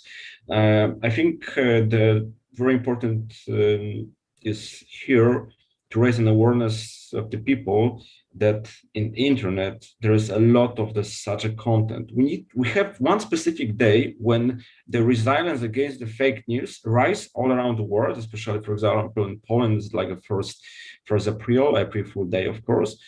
So I think so we should somehow try to persuade and influence people, or rather teach them that they should be as resilient to the information in the internet as they are during this one day in the year. But what is also important, that the internet is like a source of this fake news and disinformation, and people somehow they are looking for information in the internet in this different alternative sources, and we should answer the question why it's happening.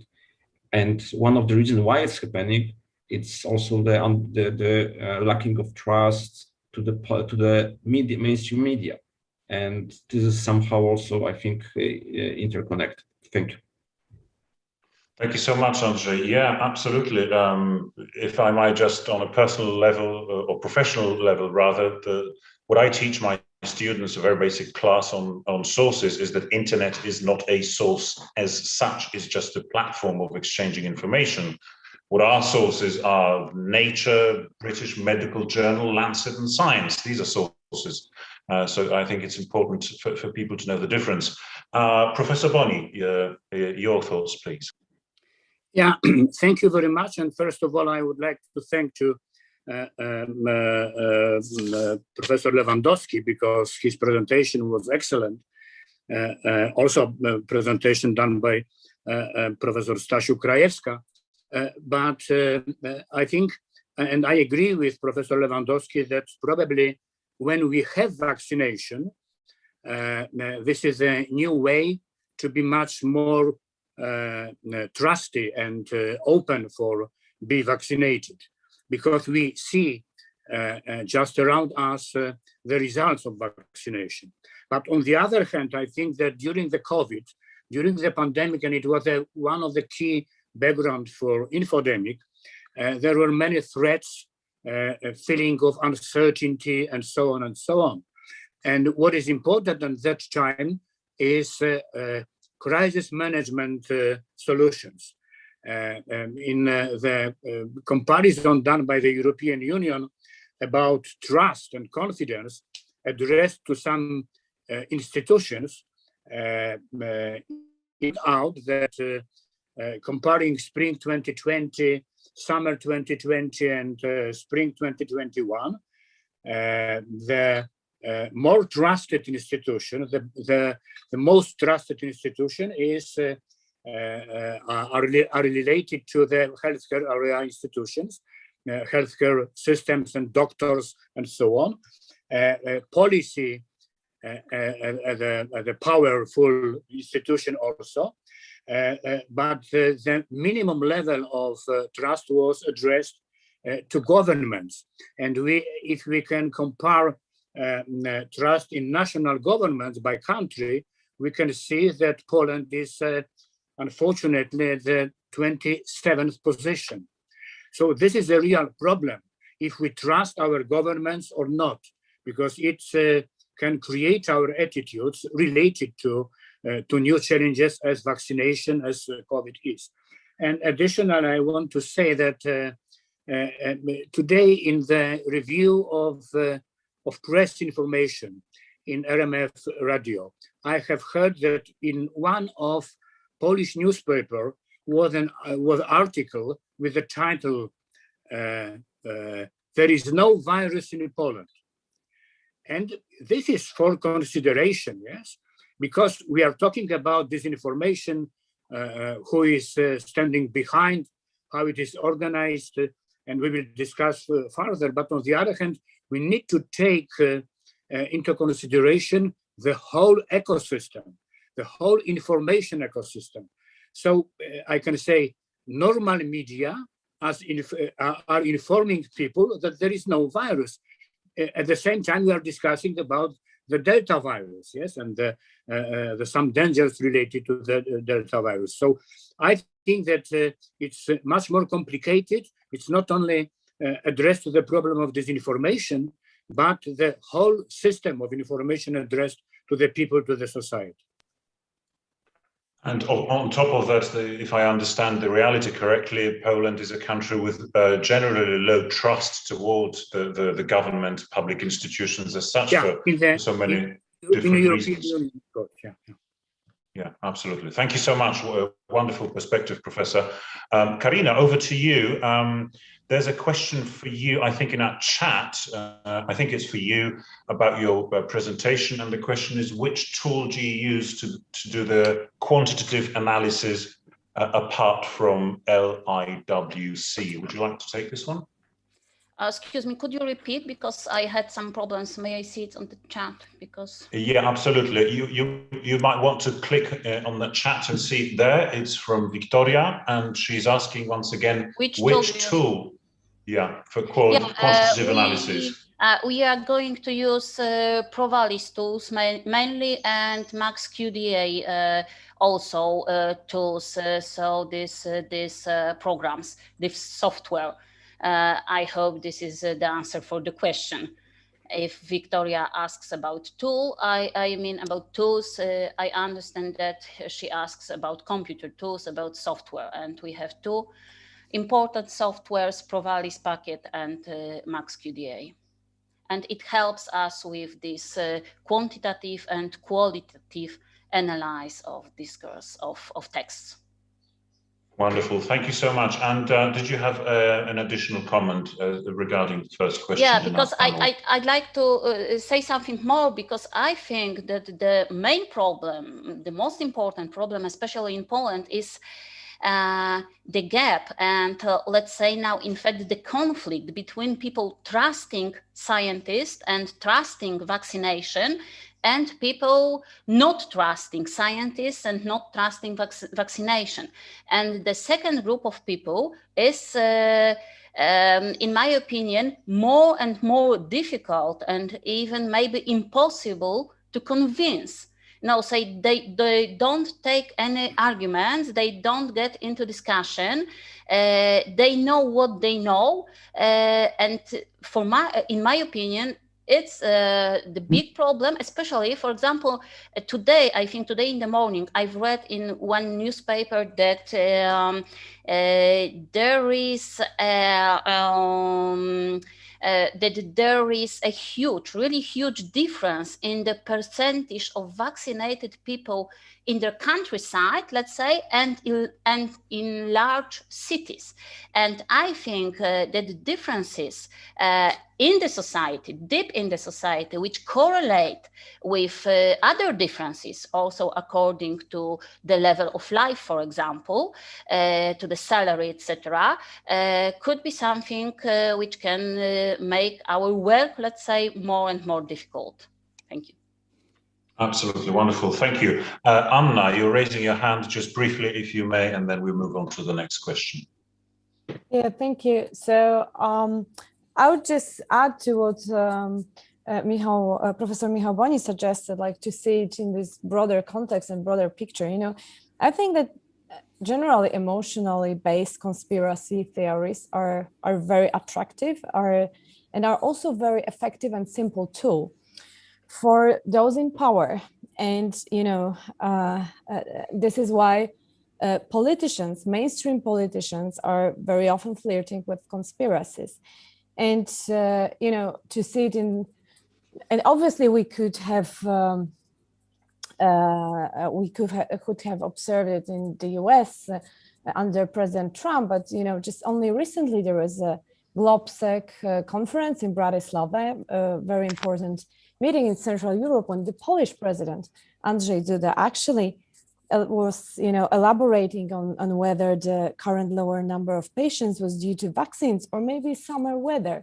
So, you know, I think like we shouldn't like see it only at the very practical or infrastructural level, but we have this context. And if we say about trust in public institutions, but also in mainstream media, this is like the whole big challenge and issues. And in terms of, you know, combating disinformation at this media level, like, yeah, totally, this is very correlated with strong, independent and quality media. The problem is that Poland is actually failing in this battle because every year is falling down in the press freedom indexes, including Reporters Without Borders. And that is like another, you know, dimension of this whole story, which is totally correlated with how we are able or not address the disinformation problem and disinformation challenge. Well, what resonates in me, if I may, is that, you know, the way I understand it, human mind likes answers, likes explanations. And then if it's difficult to understand something because you lack background, you lack science, then it's easy to fall into this trap of populism. So somebody gives you a simple explanation that doesn't require a lot of understanding or learning. You just get a ready answer that you can understand and you can adopt it easily. Is that how it works, do you think, Anna? Well, you know, yes, I just think that generally organized disinformation is here to stay as long as there are actors who have any interest in conducting such, you know, disinformation campaigns and operations, and you know, it's well, like it can be politicians, but it can be business also, business actors who are behind many disinformation campaigns, including here within the whole vaccination topic. For example, you know, pharmaceutical companies that are kind of rivaling, like which company will make better deal and so on. So these are like many powerful actors behind organized disinformation, and that's like there is no coincidence, and how people like can be more resistant or not is like the it's like the end of this whole you know, whole channel of reasons and actions and reactions. So I would start like at the very beginning, which is, you know, who is behind and why. Okay, wonderful, thank you. Yeah, who stands to benefit? Yeah, a very, very sort of journalism question. May I just suggest a question from one of our viewers? Ala in the audience is asking, and I think it's a compelling question that begs an answer. How to fight misinformation when some scientists or medical specialists spread fake news? What do we do with that? Anyone? Stephen, You're raising your hand. I take it on a different issue, but maybe you want to take this one. Okay. Yeah. Well, yes. Let me take this one first, and then maybe I can comment a little on what Anna had to say, which I fully agree with, by the way. So on the scientist, yeah, I think it is a real problem when it happens. We see that in climate change.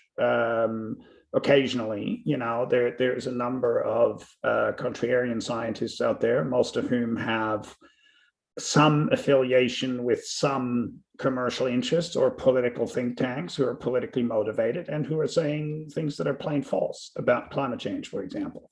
Now, fortunately, the number is very small. It's a handful of people, maybe a dozen around the world, who are actually experts in climate, but are denying that the climate is changing. So in those situations, one of the things that has been shown to be successful to overcome that is to use consensus messaging. What I mean by that is to tell the public that, in fact, when it comes to climate change, 97 out of 100 climate scientists agree it's a problem, we're causing it, and we have to do something about it. Now, those are the fundamentals of climate change, where there is no scientific debate.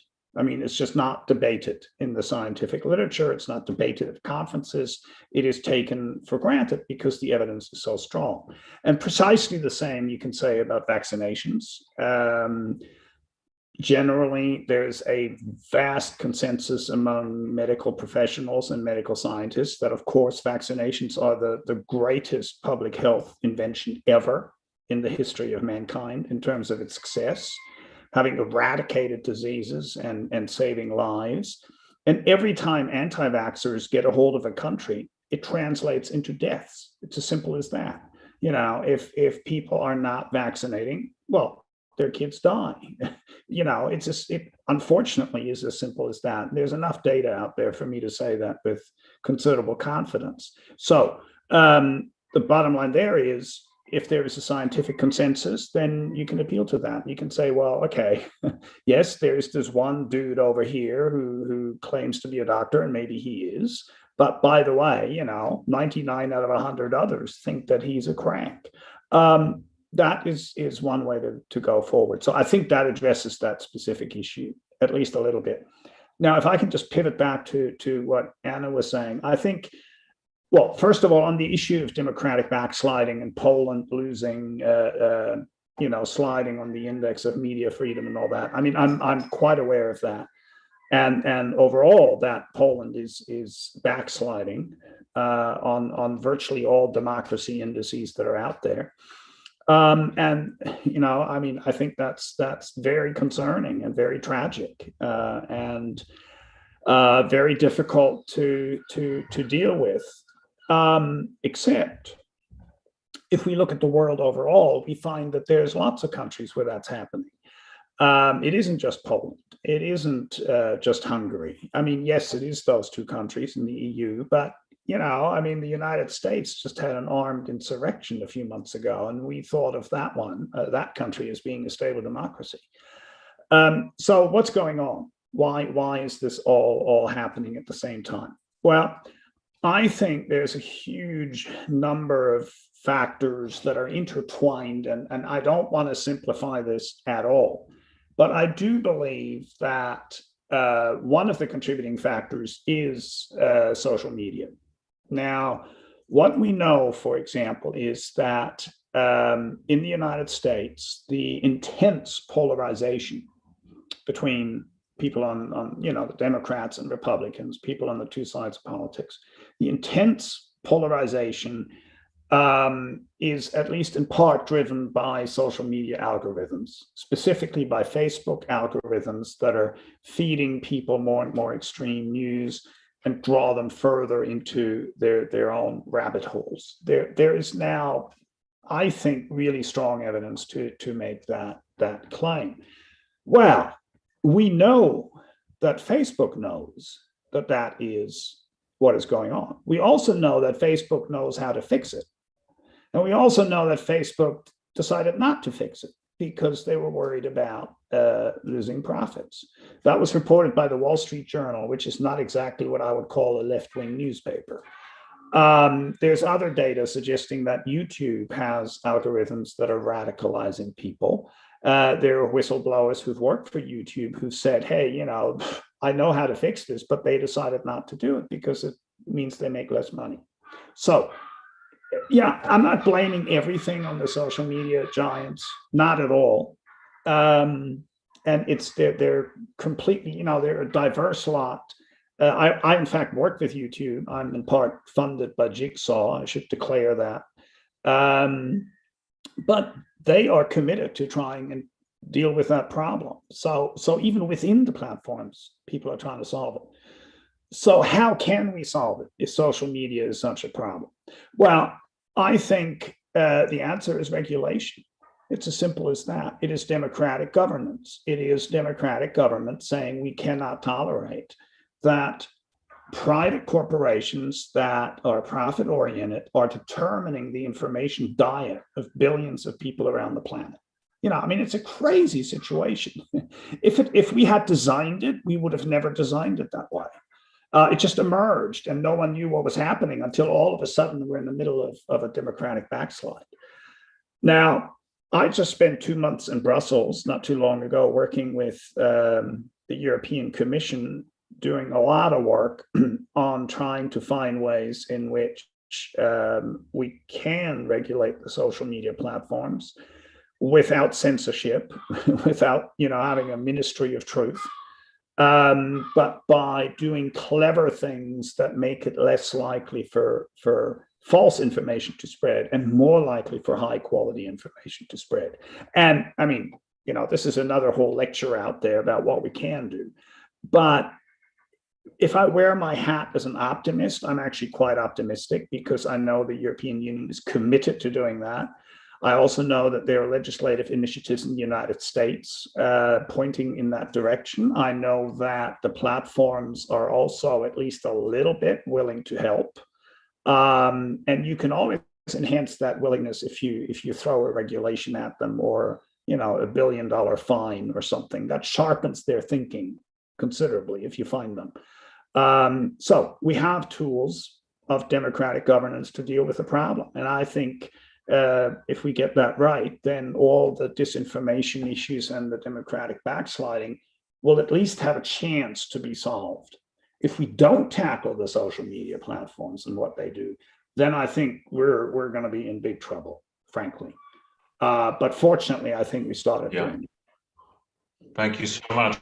One thing to add, maybe just to balance the sort of Facebook angle, is that what they did do recently is they set up this oversight board that I think is semi-independent and consists of former experts, former politicians, to decide on whether certain posts were lawfully removed or not. So there's like an extra body to work on these issues. Thank you so much, Andrzej. I can see that you've been waiting for some time. I'm sorry, Steve. If I can just hand it over to Andrzej, he's been waiting for quite some time. Maybe I can come back to you later if you don't mind awfully. Thank you.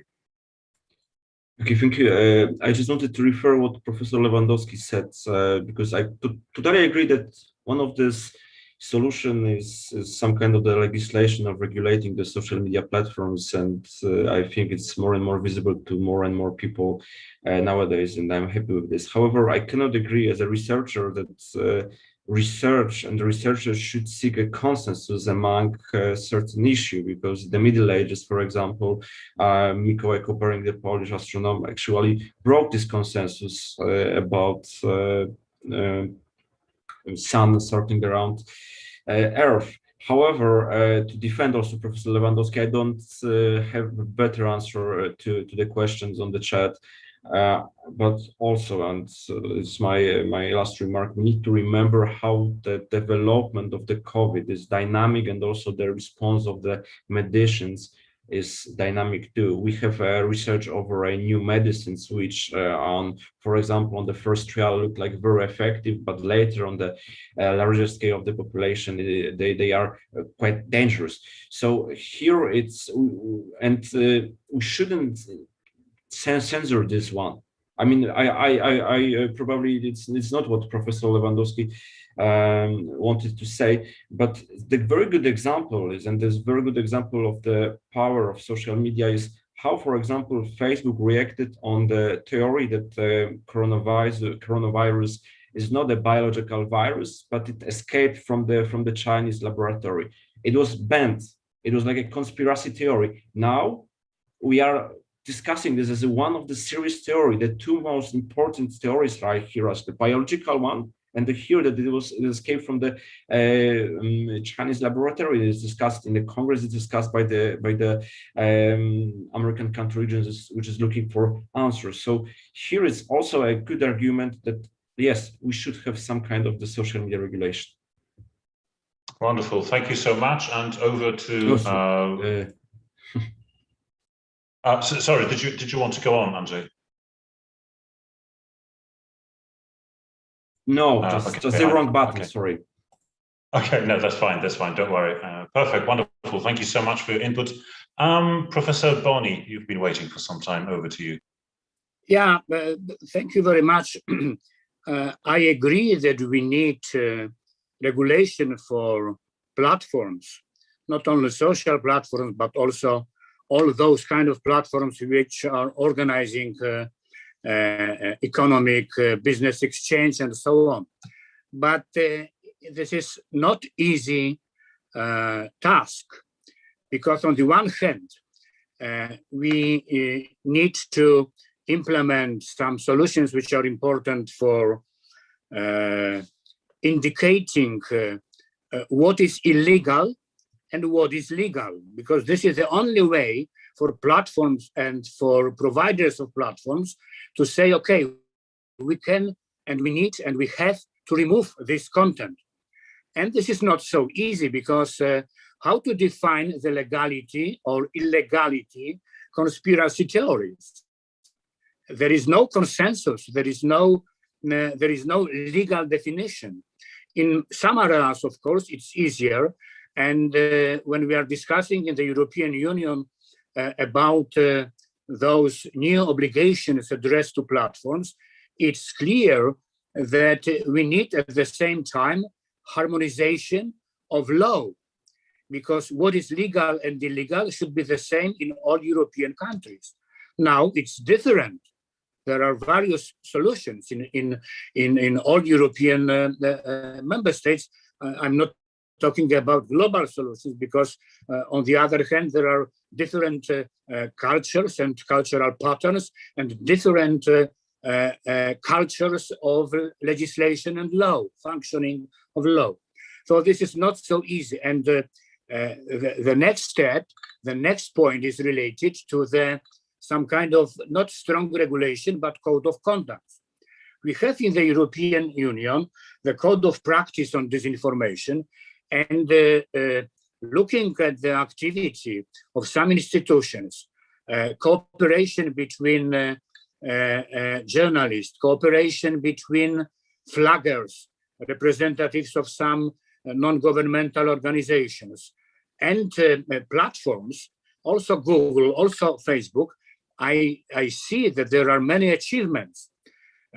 So what is indicated as a threat and possible illegal or making harmful is removing, and after some discussions, and it should be, of course, legally clear. But this is another additional problem.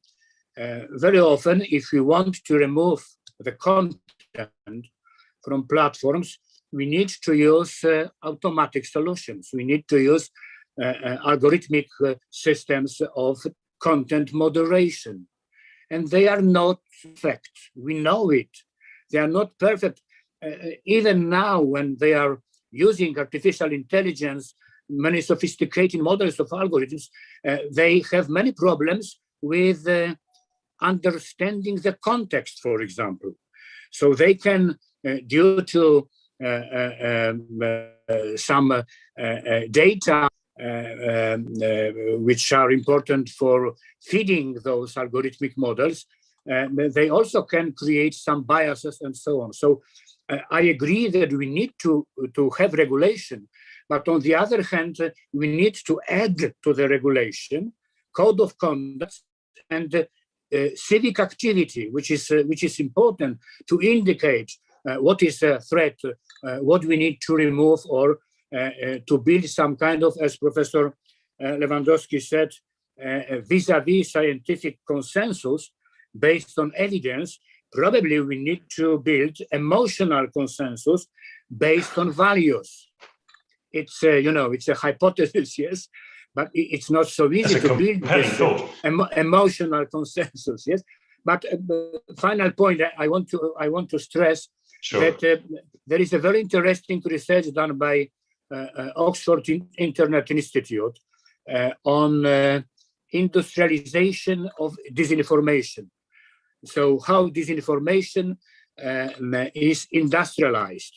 And it means that there are some social media manipulations using by government agencies, politicians and political parties, private contractors implementing some tasks indicating by politicians, civil society organizations close to governments, and citizens, influencers, and trolls. And this is the industry, and the states are responsible for this industry. Just about 100 countries are using those tools, and among them there are some which are using all of those possibilities. And I think that it is very interesting. Please, on this list we have Kuwait, Libya, Malaysia, Philippines, Russia, Israel, US, UK, and Poland. Yes, so this is a real challenge.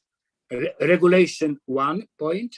Other social civic organizations and sensitiveness on those issues, and democratic control over governments, because very often authoritarian governments especially are focused on creating disinformation.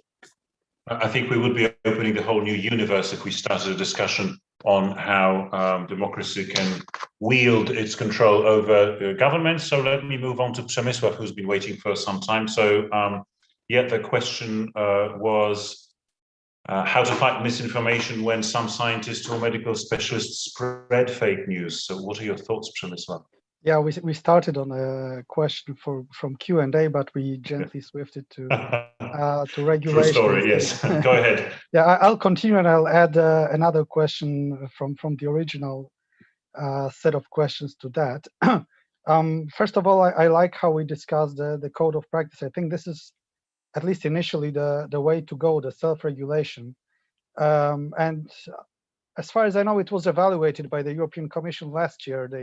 They actually did the assessment of the code of practice, and it was mildly optimistic. It was said that, well, it pretty much works, but it needs some tweaking. Just as a side note, I'm yet to see any initiative of the European Commission that the European Commission will later claim a fiasco. I haven't seen that so far. But jokes aside,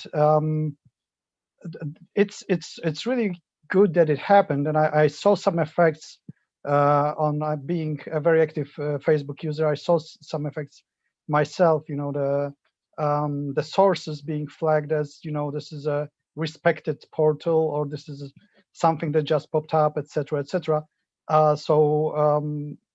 Yes, it definitely helps. But one important issue is that it's all retroactive. It all happens after it's already been published, after the milk has been spilled. And it's very difficult to fight disinformation when it's already out there. There's a quote that Terry Pratchett liked to use. I'm not sure who coined that, but a lie can travel halfway around the world while the truth is putting on its shoes. So it's it's a very good job still on the side of social media, that it's limiting the effect, it's limiting the range, but it's already basically the milk is already spilled, so it will not be True the panacea. story, yeah.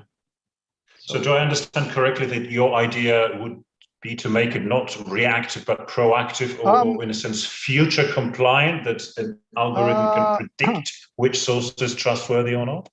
Oh no! I wouldn't dare to be that proactive. Then we're at least on the border of censorship, proactive censorship. I don't think this is where we want to go. But I'm just saying that it will not be the panacea. Just reliance on the algorithms of social media. We still need that education, so people react quickly and positively, let's say, to identifying the fake news. I liked that as well from the first lecture by Professor Lewandowski, that if we teach people how to, what are the give-offs of the fake news, they actually might find this as a rewarding game to trace the fake news and flag them, and be happy that they improved the word a little bit. Oh yeah, it's a brilliant game. I play it sometimes with my students. Wonderful. Thank you so much. Alla, I hope this answers at least partly your question. And let me move on to the next one. And Karina, if I could ask you to be the first one to take it, maybe. And the question is, what's the success rate so far? I mean, are there any countries that are successful in combating disinformation and fake news? Or perhaps there are some programs that are effective? What do you know about this thing? Yes, it's a difficult question, because I'm afraid that, frankly speaking, we cannot fight fake news at the national level or at the level of one country, because fake news is a global phenomenon and disinformation is a global phenomenon. That crosses the borders of the states and continents, and we can see, for example, the same elements on COVID disinformation in many countries. So I think it would be it's not enough to fight on the level on one country. Also considering that the circulation of communication, especially in the field of social media, we were talking about social media a lot, but also the mainstream media. The circulation of communication in so-called mainstream media is global. Which is hardly surprising, in fact, now. So it's clearly visible, I think, that fake news which are produced in a given country can very easily cross the borders, and they do. So I think we should organize some kind of cooperation. This is what I thought about CEDMO or EDMO. I think they are very good ideas, and also these codes of conduct which are accepted by many institutions in many countries. And when you're asking me about something which is maybe useful, efficient, I think that fact-checking platforms are doing a very good job because they show people. We have a lot this kind of platforms like Conquer24 or Demagog, and I think that maybe this kind of daily work to show this is okay, it's not okay, this is fake news, and you can check it. I think we should have it more and more, because it's also reactive. But frankly speaking, I cannot imagine the activity which is not reactive in the field of disinformation and fake news, maybe apart from educational activity. Thank you. Anna, I was about to call you because I thought, as Vice Chairman of the Reporters Foundation, you would have some good examples of successful combat, if you like, and you've raised your hand. What are your thoughts? Yeah, like I totally agree with Professor Stasiu Krajewska in terms of like how we need to tackle it at this cross-border and also, you know, cross-sectoral, cross-functional level. I was working at while being at Stanford, I was working on a project like how to actually strengthen such collaborations among academic researchers and, you know, journalists, media outlets, and cybersec communities, OSINT experts, and so on. So totally, this is like what's where we should head to and aim for, definitely.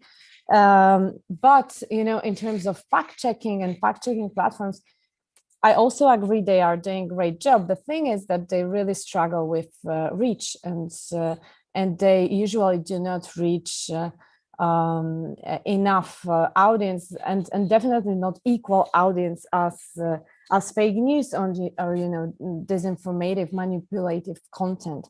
So that said, I would like go back just for a moment to the platforms and to the platform issues, and definitely they have their role to play here.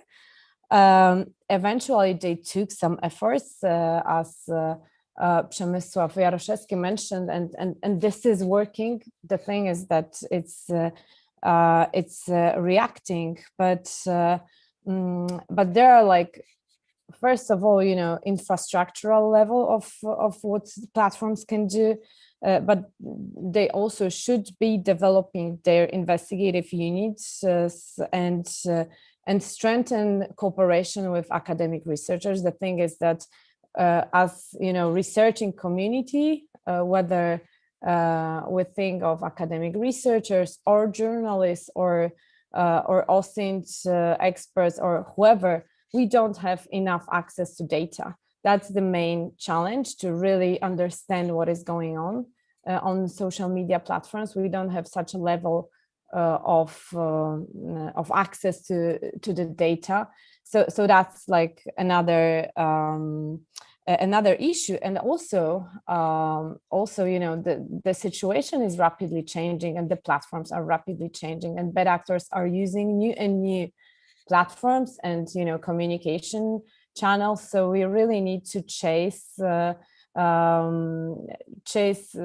like totally new spaces. And just to mention, you know, right now we have this Dworczyk Gate, which is a scandal around hacked emails. The thing is that there are already 3 channels on Telegram, and everyone is like, and no one can do anything about that. I mean, you know, hackers are posting some or bad actors running these channels are posting some content, and Telegram, you know, is allowing on that, and that's how it works. So that's like the question, if here is any lesson to learn from that. So. Brilliant, wonderful. Thank you so much for your input. Andrzej, anything to add?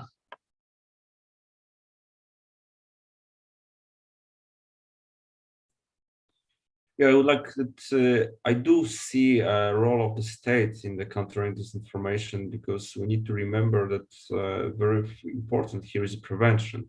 Because of course the fact checkers are doing an amazing job, but as Przemek, for example, mentioned, they are just reacting on the fake news, which is already present in the media sphere, is reaching out the new audience and more people believing it, and the truth is just starting in that moment. So the prevention here is extremely important, and the prevention must be a part of the teaching programs in schools, and the countries which are already doing this, like for example Finland.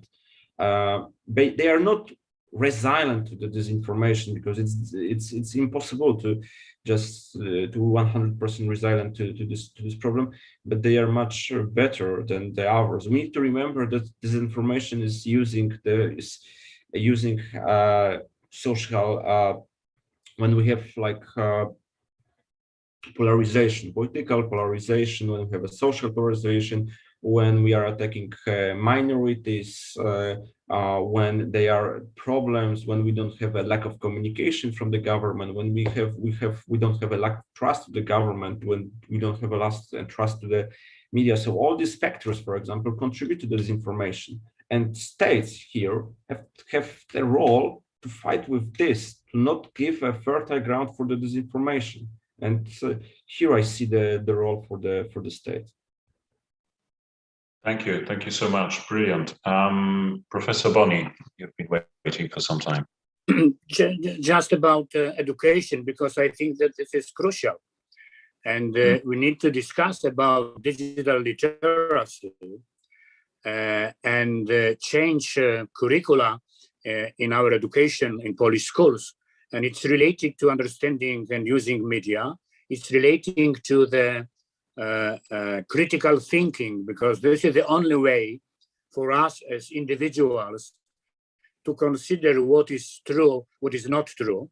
And on the other hand, we need to prepare teachers, because I think that Polish teachers are completely unprepared to talk with the pupils about those digital issues. Yes, I can imagine a situation in which pupils are asking teacher about something which is related to the disinformation, and teacher have not any answer, any proper answer.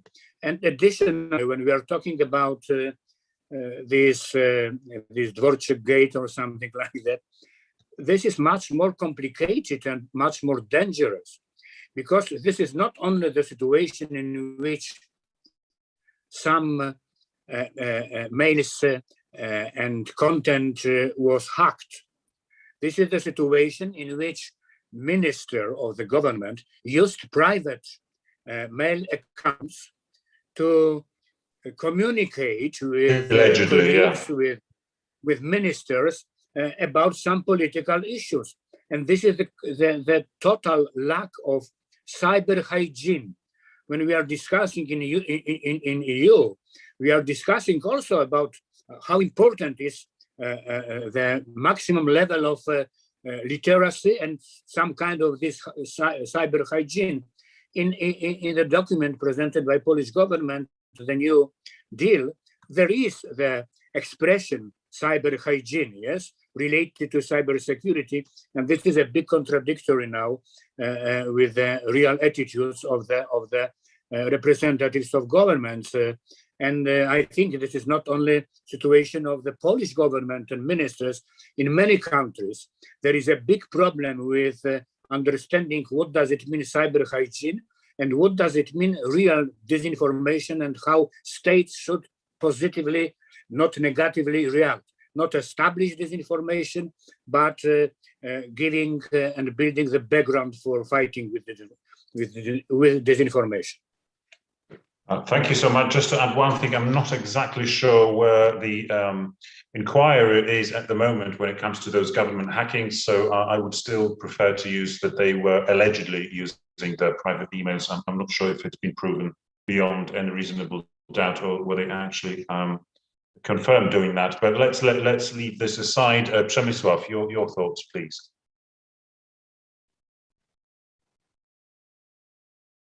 Sorry, I was muted. I will continue on what Andrzej said. I was also going to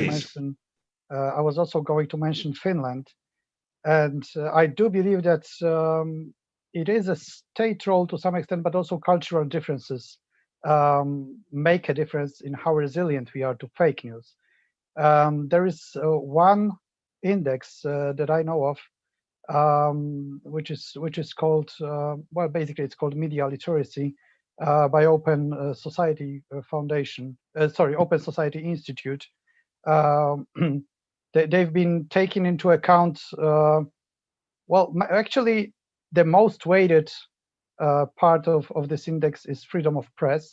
I think it's 40% of the index, but it's also reading scientific, math literacy, percentage of people with university degree, etc., etc. And Finland is consistently #1 in that index, but very close with Sweden and Denmark and Estonia, and also Ireland. But actually, pretty much in line with that, Estonia is actually consistently, it has been teaching people on fake news, at least from 2014. There are governments and supported by fact checkers, for example, programs in schools and universities and with elder people to show them how fake news work, how to tell apart the real news and fake news, how the emotions are used to make you believe in fake news, etc., etc. So, well, I'm not sure, but it seems to be working to some extent. So just saying that, yeah, that there is brilliant. also Thank you. something for the camera. Okay, yeah, so there's a light at the end of the tunnel, or at least somebody to learn from. Brilliant, thank you so much. Steve? Yeah, thanks. I mean, on the education issue, I'm a cognitive scientist. So yes, of course, I love education. I love teaching people, and I know they can learn stuff. And I do know that, for example, Sam Weinberg at Stanford has done some amazing work teaching high school students how to discern misinformation by teaching them to do lateral reading, which means that if you're trying to find out how trustworthy something is online, you don't look at the website itself, but you open a couple other tabs and you then Google reliable sources about that website. And if you do that, you can usually spot fake news in 2 minutes. And the students love it and they learn, and it's all wonderful. But I'm a little worried about focusing on teaching, because it is, again, letting the platforms off the hook. It is a little bit like the tobacco industry trying to shift the blame for smoking onto the people who choose to smoke, rather than on their advertising and their industrial production of a product that kills. Now, and that's why I'm going back to the platforms again, not because I want to bash them, but because I think we must understand what's going on. And one of the things that's going on online is that we have created an attention economy. Facebook makes money out of people's attention because they're selling it to advertisers. And that is true of pretty much all the social media platforms. Now, at first glance, that's perfectly fine. What's wrong with that? Well, the problem, or what's wrong with that, is everything we know about human attention. We know that people pay attention to negative things, to outrage-evoking stimuli, to fear-evoking, to anger-evoking stimuli. Now, we may not like that, but we do pay attention to those things. So that means our outrage and anger is worth money online. Now, that fundamental fact about human attention, if you combine that with a commercial incentive, you're going to create the problem we're now facing, because we have outrage and anger, hyper emotive, polarized discourse online. To my mind, that's a necessary consequence of selling human attention, given what we know about it. So the business model of the platforms is basically a machine that is almost designed to polarize societies and to spread misinformation. Because of course, misinformation, is going to capture our attention. If you make up stuff, well, why wouldn't you make up stuff that is outrage provoking, right? I mean, disinformation is not tied down to reality. They can do whatever they want. So they will always capture our attention more. And I think that is a serious problem. And until we look at this and say, well, wait a minute, we're living in a machine that's turning us against each other. Well, until we realize that, education alone, I don't think is going to do the trick. It's certainly part of the solution, but it shouldn't distract us from the fundamental problem of an attention economy. Perfect, thank you so much. Marcin and Anna, just briefly, if I may, and let us move on to the next question, please. Yeah, sure. I would just double that, based on my experience, I work with technology, I'm a practitioner, but I would say combining all those things it will give us the result. Education is the first thing. And I double the statement of Professor Boni or Przemek. with education and helping people realize, what they are doing with this information and what kind of this information is one thing. Legislation is the other thing, but I wouldn't expect a lot, from it. So we have to combine such things all together. And what I'm thinking about also is, having a means of tools, of sources, of finding the sources of this information, how this information flows, understanding how this works can be very helpful, to understand how this is spreading, what are the mechanisms behind it, to help people to prevent it, to control it somehow, and to help people understand, how to work with it. Brilliant, thank you. For what it's worth, Karina and I, we've been kind of promoting teaching critical thinking to students, not only psychology, but journalism as well, as a sort of basic tool. Anna, you had an addition, I thought. Yeah, I totally agree with Marcin Mazurek and Przemysław that like it needs to be very complex set of efforts. But on the top of that, I would add that, education can work better if it's attractive and if it's somehow, if it goes viral. So there is also a challenge, for the mass entertainment and like really reaching mass audiences. And I think there are some examples and efforts in that space, and this is really promising in terms of,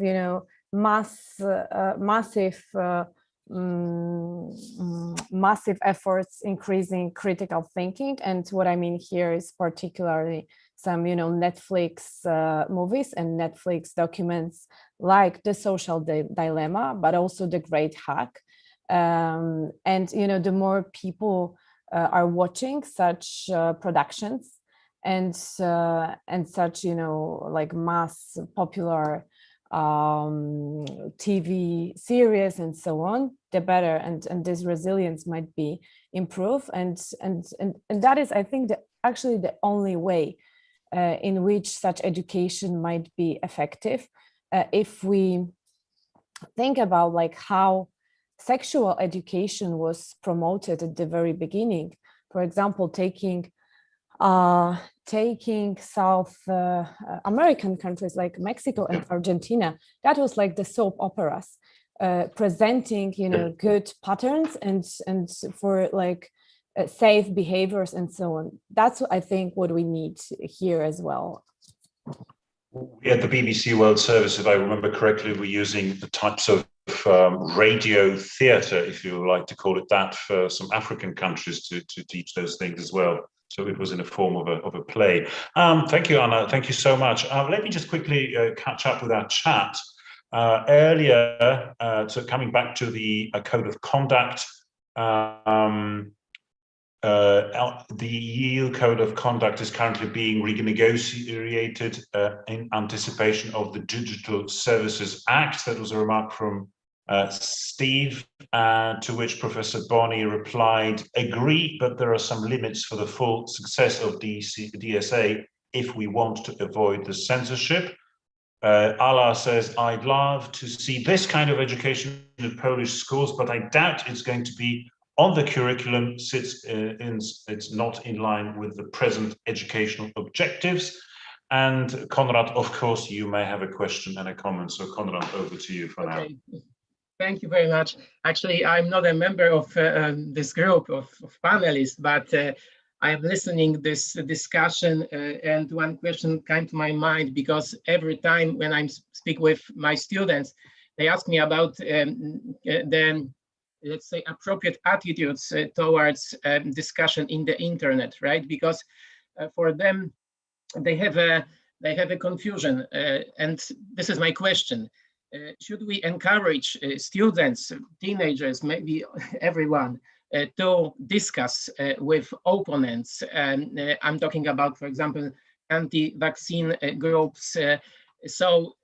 Because for them, because of course we know that there is a let's say advice, don't feed the trolls, but on the other hand, talking with our opponents, we can present to them our arguments, our opinions, evidences, and also we can present this, let's say, our position, our point of view, not only to them, but to viewers, because or listeners, because in the social media, during discussion, we not only discuss with our opponents, right? We have also opportunity to present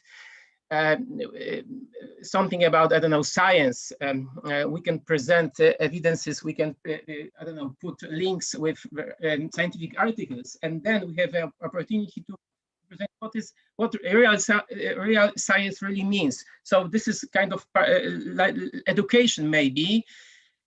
So because I would like to express my opinion very shortly. I believe that we should do it, because we can also present that these groups are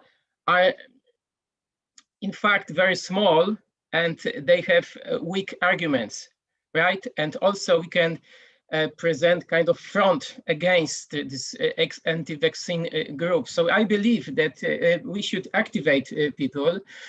And also we should, in my opinion, educate them how to discuss in social media, not using, for example, I don't know, stupid movies from YouTube, not using memes and such arguments, but to focus on science, on evidences. So this is my opinion, but I'm really curious about your opinion. What do you think about this? So this is my question. Okay, wonderful. So the floor is open to the panelists, and Konrad is asking, should we encourage students to discuss these things and arm them with arguments and teach maybe how to argue without quarreling, meet their opponents? Karina, your thoughts? Yes, because I'm not quite sure the answer, but I wanted to add something to the question of Konrad, because I had the same discussion with my students during lectures on media ethics, because we were discussing very similar, in fact, problem, but not the same. Should journalists invite, let's say, anti-vaccinate to the programs, anti-vaxxers, to their studios, etc.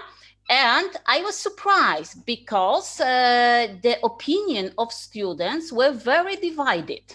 Really, even I would say that most of the students said, okay, we should do it because we have, and this is a similar way of thinking like Konrad said, that we have the occasion to discuss with them, to show our arguments.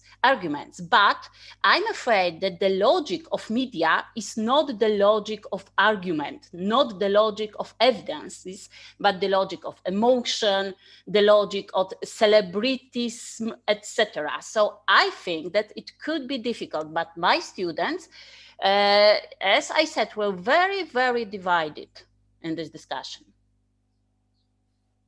Okay, wonderful. Thank you so much. Yet never a straightforward issue. Steve?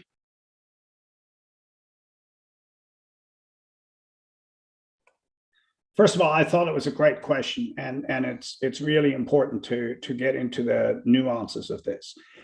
Earlier during my talk, I said that misinformation sticks and that it's very difficult to dislodge. And that is perfectly true on the one hand. But what I didn't have time to clarify is that refers to situations where all you have is the opportunity of a quick correction, a brief conversation, a message on on Facebook or on radio or something, not deep engagement. Now, the situation changes completely if you take debunking into the classroom and you get students to critically evaluate and learn by refutation of misinformation. And it turns out that refutational learning is one of the most effective ways of learning. There's a large literature on this in education, that if you get students to critically analyze an argument, deconstruct it, and discover that it is false, they will learn more than if you just tell them the truth. I mean, there's a lot of literature on this. I can send you all the papers. I'm pretty sure that that's a very reliable phenomenon. So the key thing is the context. In the classroom, oh yeah, by all means, present them with the arguments by anti-vaxxers and then show why they're false. And there are catalogs of these false arguments. So, you can, it's very easy to do. Wonderful stuff in the classroom. But Karina mentioned the word media logic. And I think that is precisely right. The media operate in a different plane. It's not education. It is communication and persuasion. And that's when it becomes more difficult. And that's where you have to be very careful, because there is such thing as feeding the trolls, right? I mean, that is also a real issue that, if there's a myth on the internet that no one knows about, why on earth would you correct it? Because if you did, you just spread it. People might see it by you correcting it. Why would you do that if no one has seen it? The best thing you could do is not go anywhere near the myth that no one has seen, I think. So it's a real problem to find the right context to do the type of thing you're talking about. But certainly in the classroom, we know that it works very well. Thank you so much. Brilliant. Przemysław, would you like to add anything to this notion? Yeah, so the original question by Konrad was whether we should encourage students to engage in the discussion. I only saw any solid research on that once, and I wasn't able to look it up now, but I remember the conclusion was, as pretty much with everything I learned during my period on SWPS, it depends. So it depended on the situation, it depended on the views of your opponent, how strong they were and how they were expressed, but it was kind of complicated question. So lacking any solid evidence and solid research, I can tell you just an anecdote from my own perspective that I'm known to my friends for getting into such discussions and into such flame wars, let's say, on the internet, because I was just outraged by how under every main media article which mentioned vaccines or COVID, there were just hundreds and hundreds of similar comments, just outright wrong. You could just very easily debunk it, and I just felt it wasn't right to leave it like that for everyone to read and maybe get really an impression that this is how the world views this, and everybody is just against this narrative by the mainstream media. So it just lowers the trust in the mainstream media, just reading all these comments.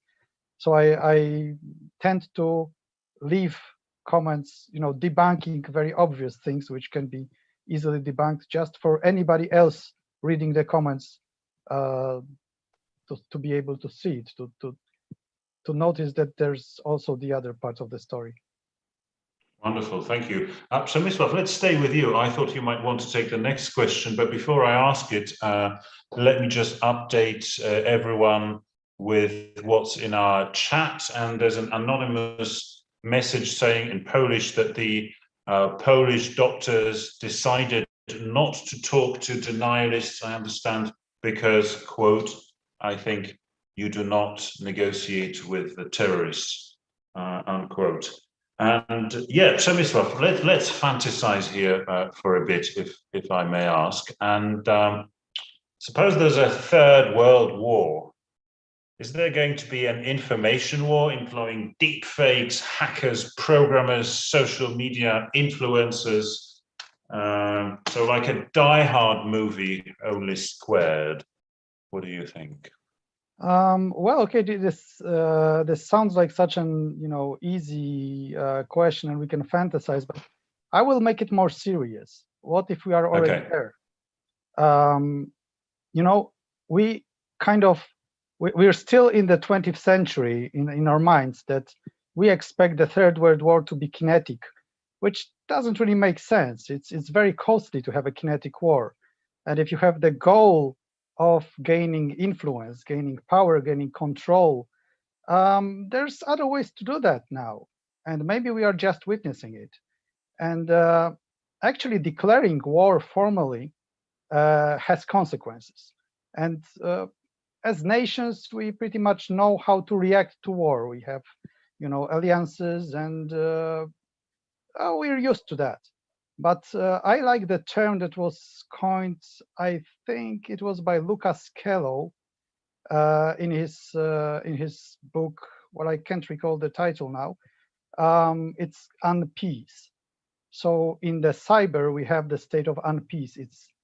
It's not peace, but it's not formally war, because it was never declared, which makes things more confusing, and it makes things more difficult for the government, because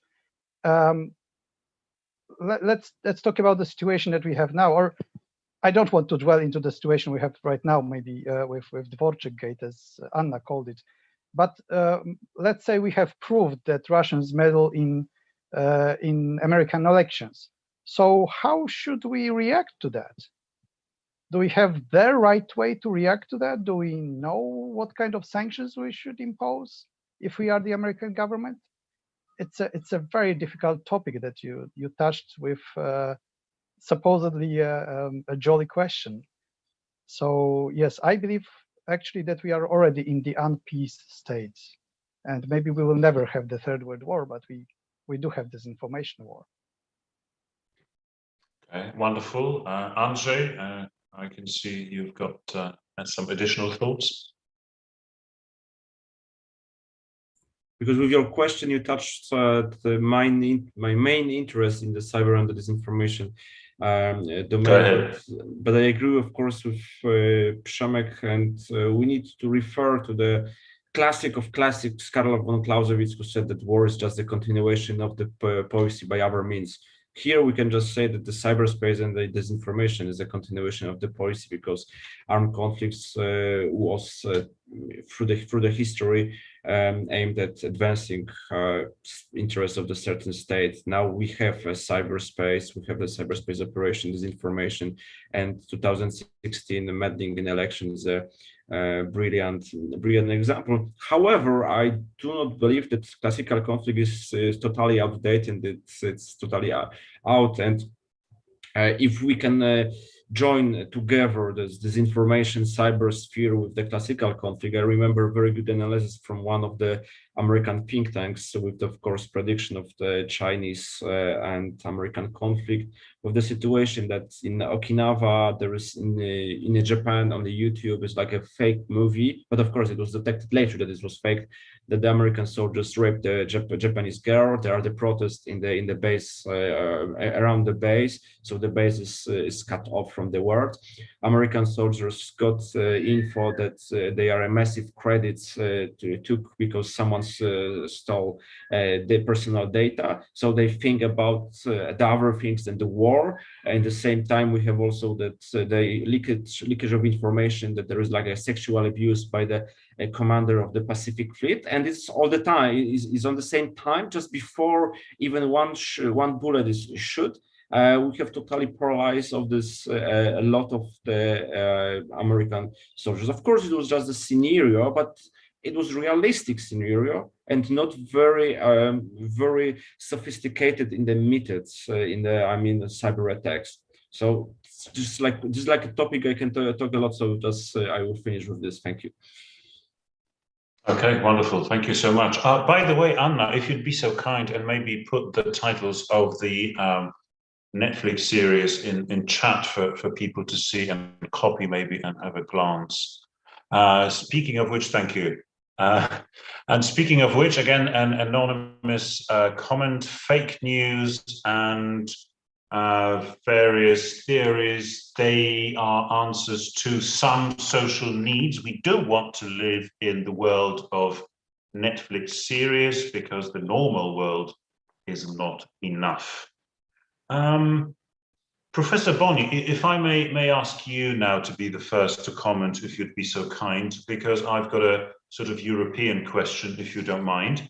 In terms of disinformation, are we protected by any EU regulations? I know you discussed it just briefly before, but maybe to reinforce the message, The European Commission, European Parliament, are they active or active enough in this area?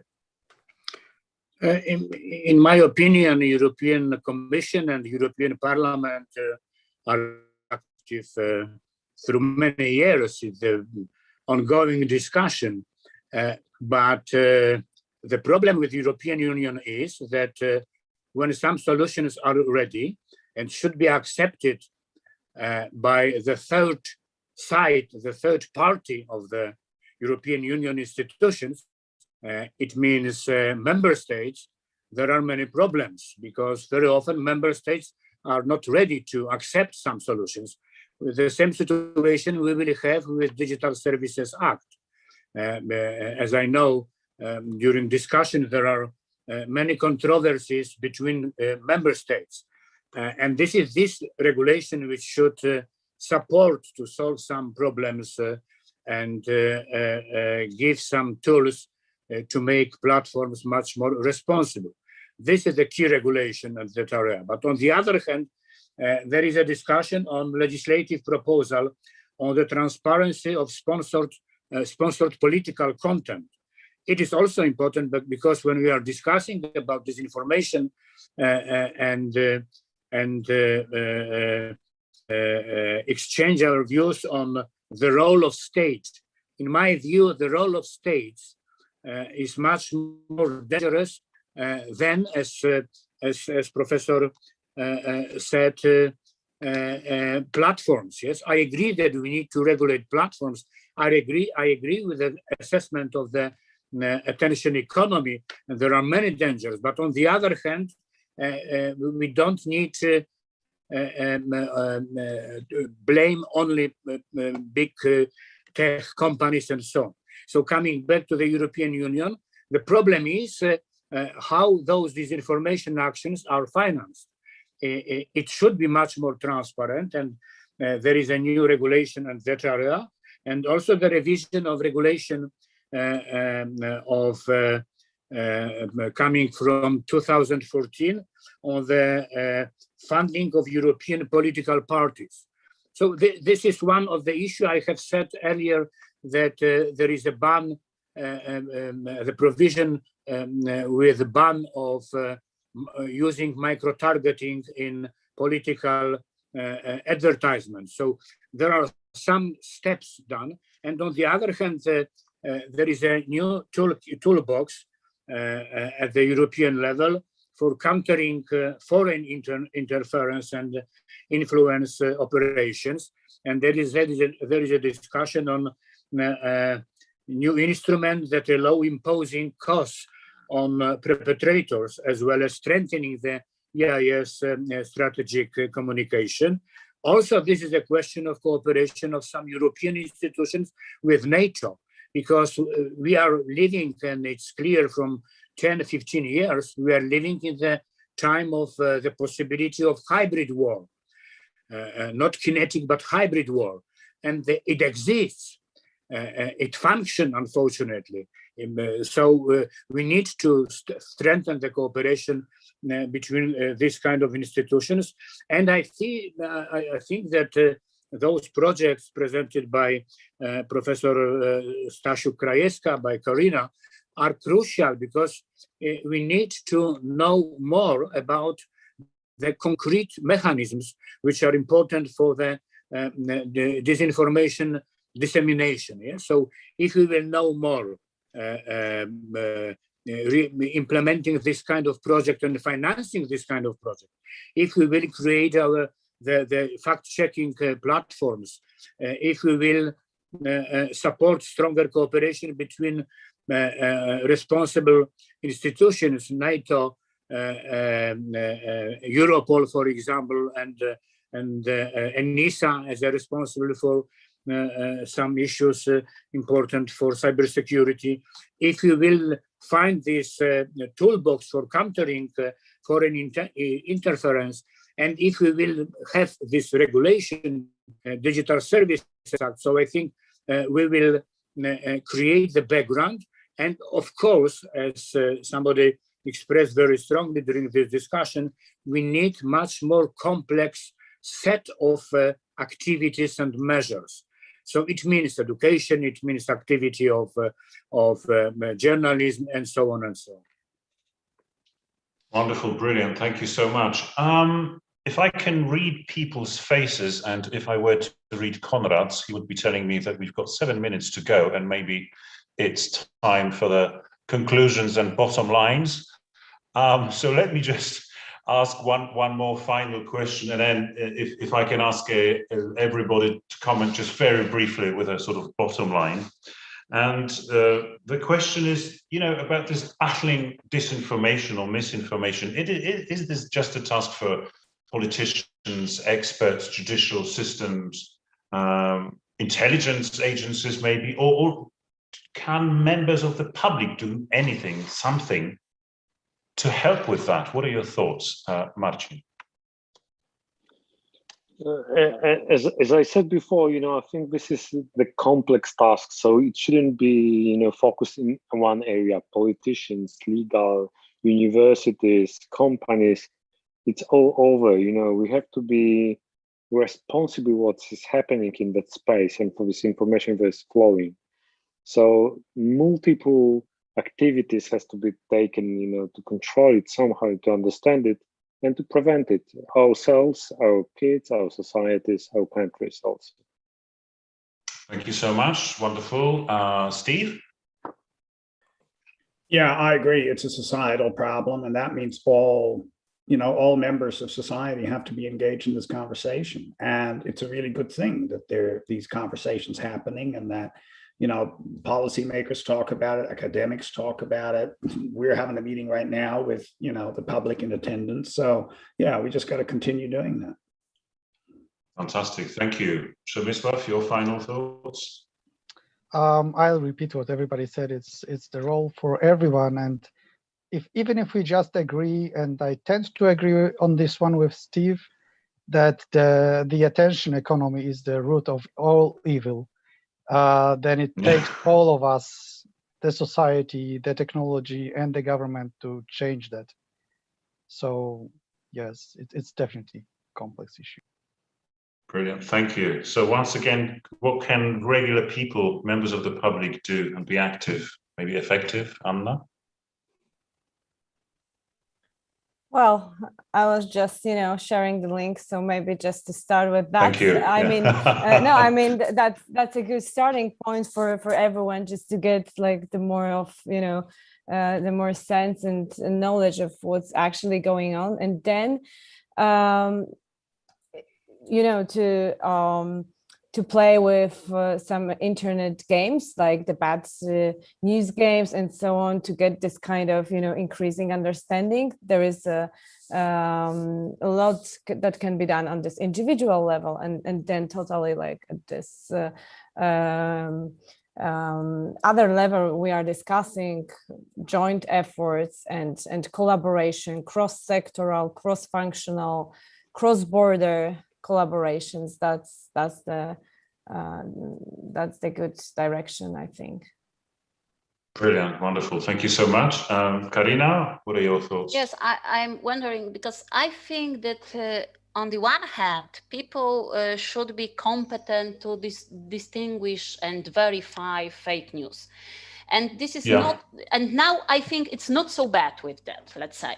Not very good. We need a lot of education, but we are working on it. But there is another problem, because on the other hand, I think that it's even more important that people should be aware of the dangers of fake news. And I think I mentioned that in my presentation when I'm talking to my young teenage son. He knows, he can recognize fake news, but he is not aware of the dangers. Now that it's something really serious, and the consequences could be really, really serious for him, for, let's say, his family, his country, his colleagues, etc. So I think also he's a teenager, Karina. It would be very strange for him to listen to his mum lecturing him again. So I would factor that in. Yeah, it's difficult with teenagers, Wonderful. Thank you so much. Professor Boni? Very briefly, the society is ours and the democracy is ours. We are citizens. So I think that it is our responsibility, but of course we need to have tools. And those tools are related with a set of norms, set of regulations, and set of obligations addressed to the governments if we want to keep democracy. So two things: keep democracy and create and come back to the situation in which governments are ours with full control. And on the other hand, adding something to this negative concept of attention economy, try to come back to have control over technology. Humans should have control over technology. This is the way. It's a very, very big challenge, but I think that we need to go this way. Brilliant. Thank you. Thank you so much. I think this is all we've got time for. As a radio journalist, I have a tendency to finish at the top of the hour to allow for the news bulletin, and it's just coming up to 8 p.m. Central European time. So with Andrzej already gone, he had to go. Let me thank you all. Professor Michał Boni, Anna Gielewska, Przemek Jaroszewski, Andrzej Kozłowski, Marcin Mazurek. Thank you very much for your input. Brilliant conversation. Steve, Karina as well with your presentations. And well, when it comes to doing something to combat misinformation and disinformation, well, I still read The Economist. Thank you, and over to you, Konrad. Thank you. Let me say a few words at the end. Just few words. I have a lot of hope after this panel. So even the simple number of the panelists showed us that there are so many wonderful people in Poland who deal with this problem in disinformation, fake news, etc. So I think we have also wonderful activists on European level as well. I would like to not to have to repeat similar events in the future, in the fall or whenever, but who knows. And finally, I would like to thank you, our guest, viewers, and Rafał as our professional moderator. The recording from our event will be accessible on YouTube as always. So stay tuned for our upcoming meetings, because we are going to continue our series of Human Tech meetings. Please follow us, subscribe us, and support us. And I wish you all a world without epidemic and infodemic. Have a good evening.